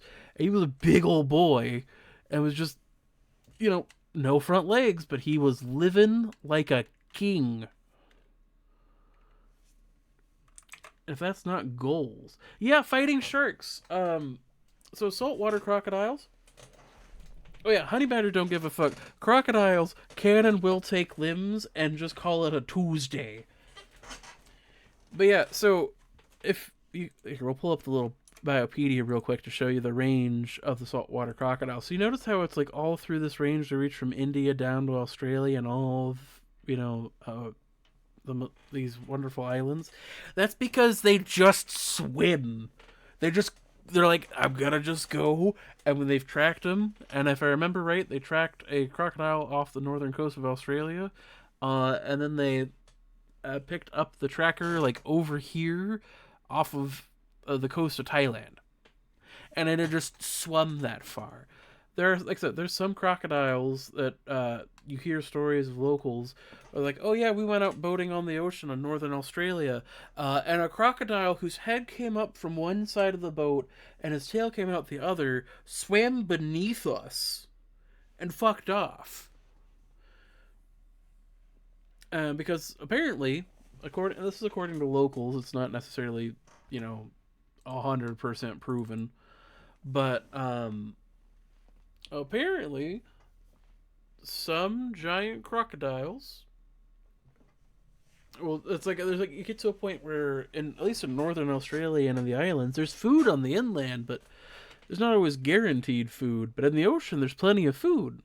Sure, there's other predators. Sharks are more nimble for sure, but saltwater crocodiles will just show up and have been seen, I believe, a couple of times at dead whale carcasses in the area. Okay, so we're going to box animal. We're going to unbox animal. So that was one of the.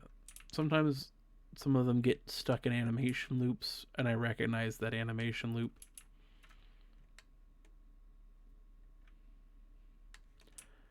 I'll make sure the female's not stuck in it too.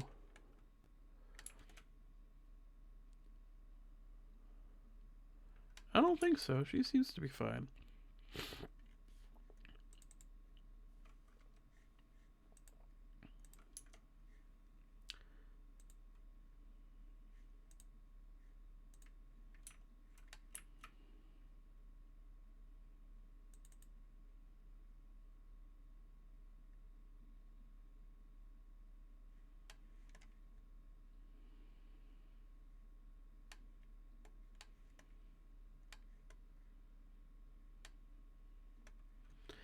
But yeah, no, salties are. Well, yeah, the ocean as a biome is a lot less inhabited, but the overall consistent nutritional output, especially in that region these guys are from, is mostly coral reefs and huge like massive productions of fishing. There's like massive fishing that goes on in those areas. And then these guys just kind of just show up and like, "Hi, I'm a crocodile. I'm just gonna eat a shark and then bounce." What's some other fun saltwater crocodile facts I can pull up real quick? Hold on, let me go find a few more. Saltwater crocodile fun facts. And we're not gonna do the AI answer because I know that those can be wrong. Gonna go to a source I trust here. Boom. But yeah, so male saltwater crocodiles have been recorded up to lengths of about 7 meters, or 23 feet, and about 22,205 pounds. They have on average 66 teeth. They're most commonly found in coastal waters or rivers where they can swim between freshwater and brackish water. Get up to 70 plus years in age. Let's see, where's some other fun stuff. Those are kind of basic, but where's like the real fun facts? Crocodile porosus is the species name. Saltwater crocodiles have been around in Australia since at least the Pliocene. The Siamese crocodile and the Mugger crocodile are the closest relatives. All three are known for taking names, which is fun. They can and will eat people at a given opportunity.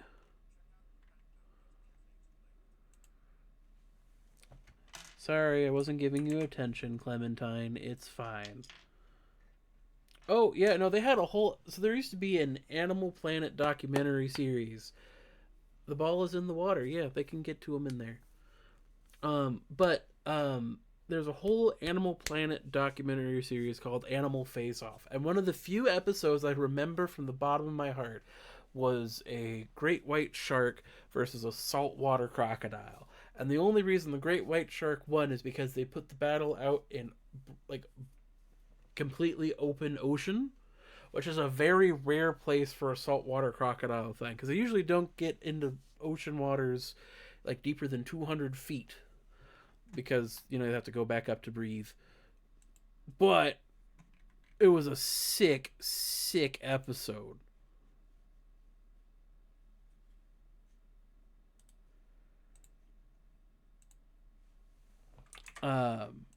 It was just really cool. Let's see. And admittedly, that modern range is small. There's historical records of saltwater crocodiles washing up even into Japanese coastal waters. Um, with a third individual caught by fishermen in Toyama Bay, which is Honshu, Japan, roughly. in 1932. Um, Behavior and ecology. But I think one of the coolest stories that I'm looking for here, real quick, um, carrying mothers, conservation status, attacks on humans. Um, of all the crocodilians, the Nile crocodile and the saltwater crocodile, this wonderful lad here, are the most likely to eat a man and have a history of eating a man. There's about 1 to 2 fatal attacks reported per year. From 1971 to 2013, the total number of fatalities reported in Australia due to saltwater crocodile attacks was 106. Um, Admittedly, the low number of crocodile attacks out there are because there's lots of signs warning, hey, there's they have don't swim, there's crocodile signs, like how we have don't swim, there's shark signs in our areas. Um,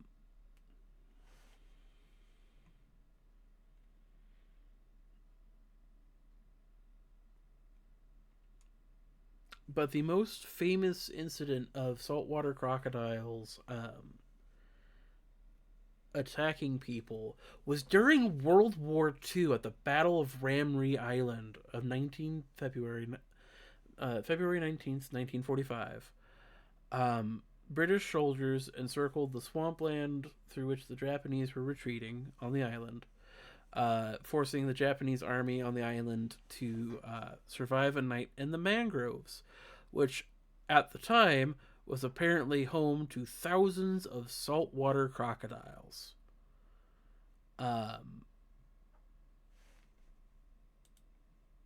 Here, I'm trying to pull up the information. Battle, Ramree Island.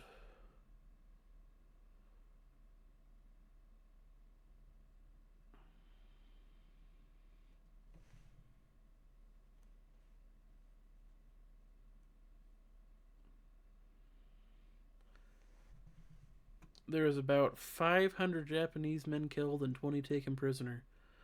Um, let's see. That night of 19th February 1945 was the most horrible that any of the ML, the motor launch crews, ever experienced. The scattered rifle shots in the pitch black swamp, punctured by the screams of wounded men crushed in the jaws of huge reptiles, and the blurred, worrying sound of spinning crocodiles made a cacophony of hell that has rarely been duplicated on Earth. At dawn, the vultures arrived to clean up what the crocodiles had left. Of about 1,000 Japanese soldiers that entered the swamps of Ramree, only 20 were about 20 were found alive.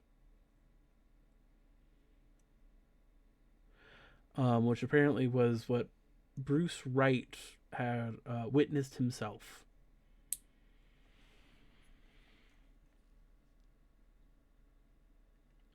Which is nuts. It's just nuts.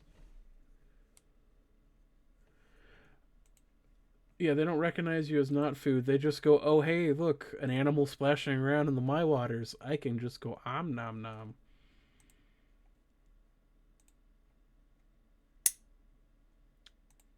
But overall, I like to think that despite these reputations, they are fantastic reptiles and absolute testaments to crocodilian adaptability in environments. Because you can find them as far north as, China, and you find them as far south as Australia. There aren't a whole lot of other reptiles that do that. You know what I mean? And these guys are lucky because they have such a wide flung range that their populations are probably more stable than their relatives. Let me see. I will pull that up real quick.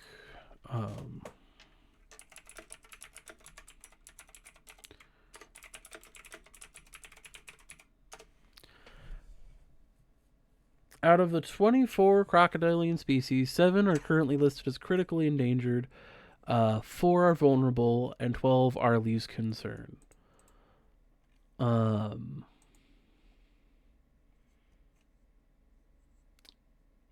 Critically endangered include the most endangered one is the Orinoco crocodile, which is from South America.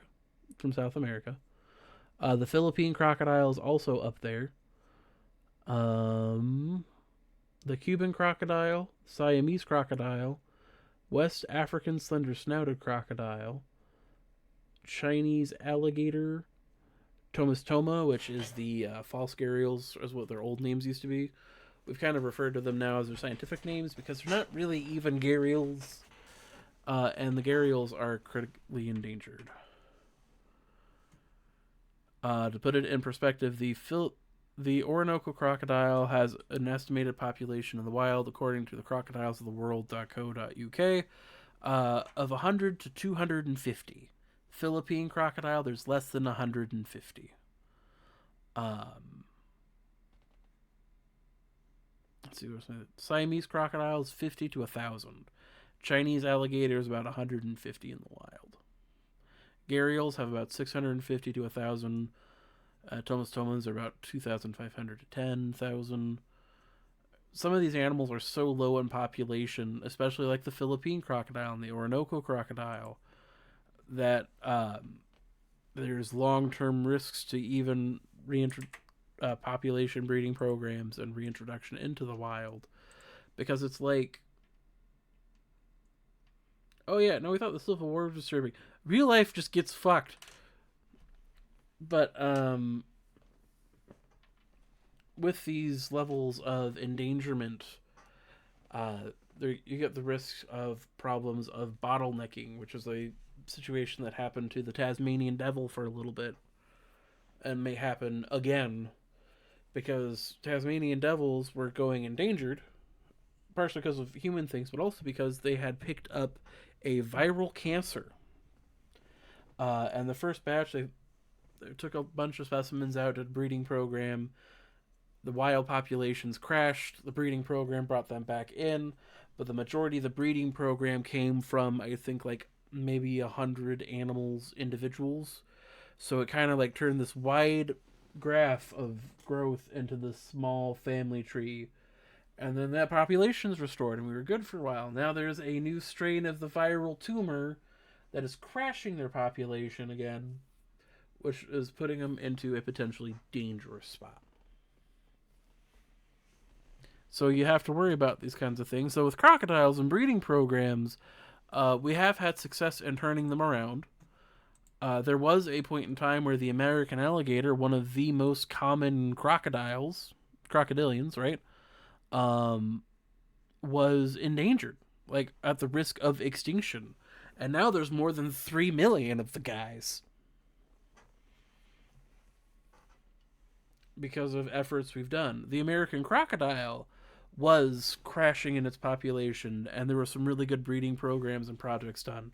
And I know in particular that program has shifted gear from the American crocodile now that their population is increasing. Um, and they're using it to help out the Cuban crocodile and its population.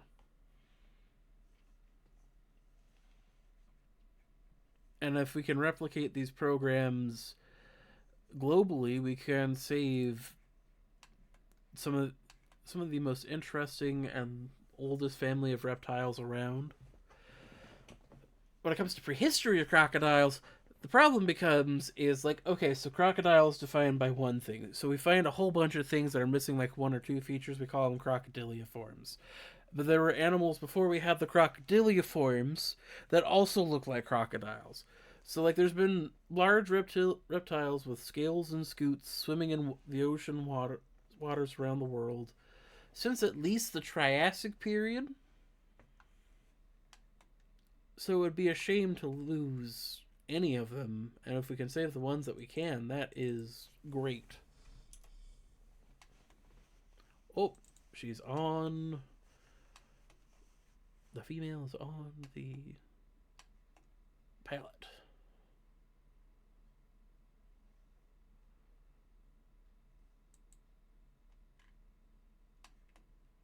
And there's Brano Smash. Just taking a step.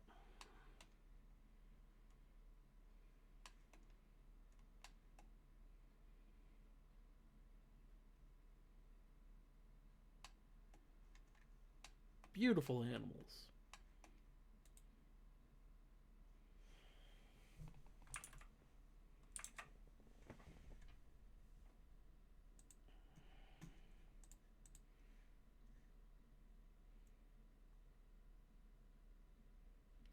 Well, yeah, that is one of the things. The more common a crocodilian becomes, sometimes you throw them out of the drive-through window at Wendy's. I'll admit, Florida's wild. The people there are a little kooky, but we love them for it, I suppose.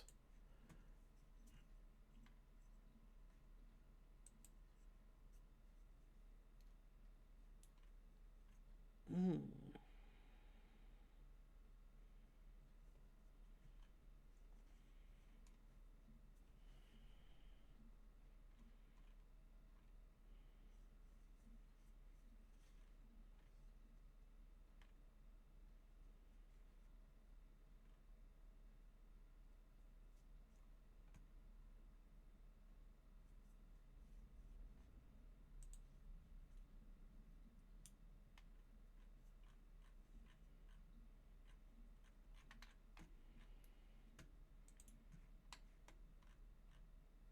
But yeah, I don't really have a whole lot else planned for this evening, so I think I'm gonna go find somebody to go raid for a little bit.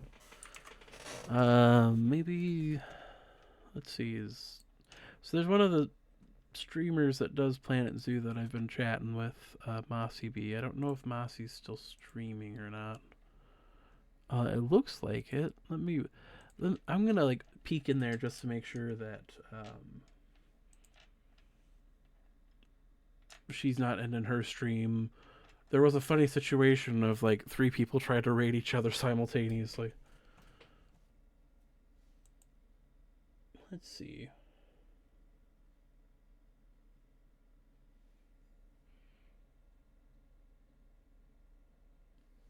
No, I think they're still going. That's nice.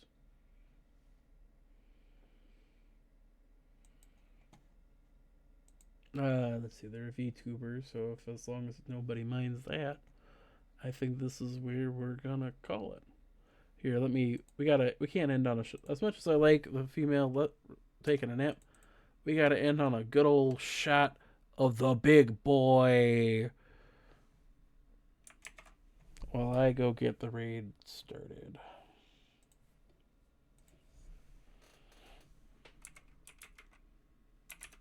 So thank you all for coming tonight. I appreciate it. This was an impromptu sort of situation, and we hit our 20 follower goal. I'm going to call that an absolute win.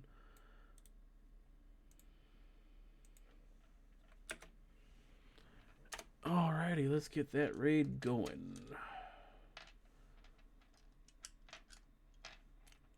Feel free to hang out and say hi in that chat. I'm probably going to hang out in Masterpiece while I get promo done. And y'all have a fantastic evening, and remember to protect your crocodiles, or they'll come find you in your sleep.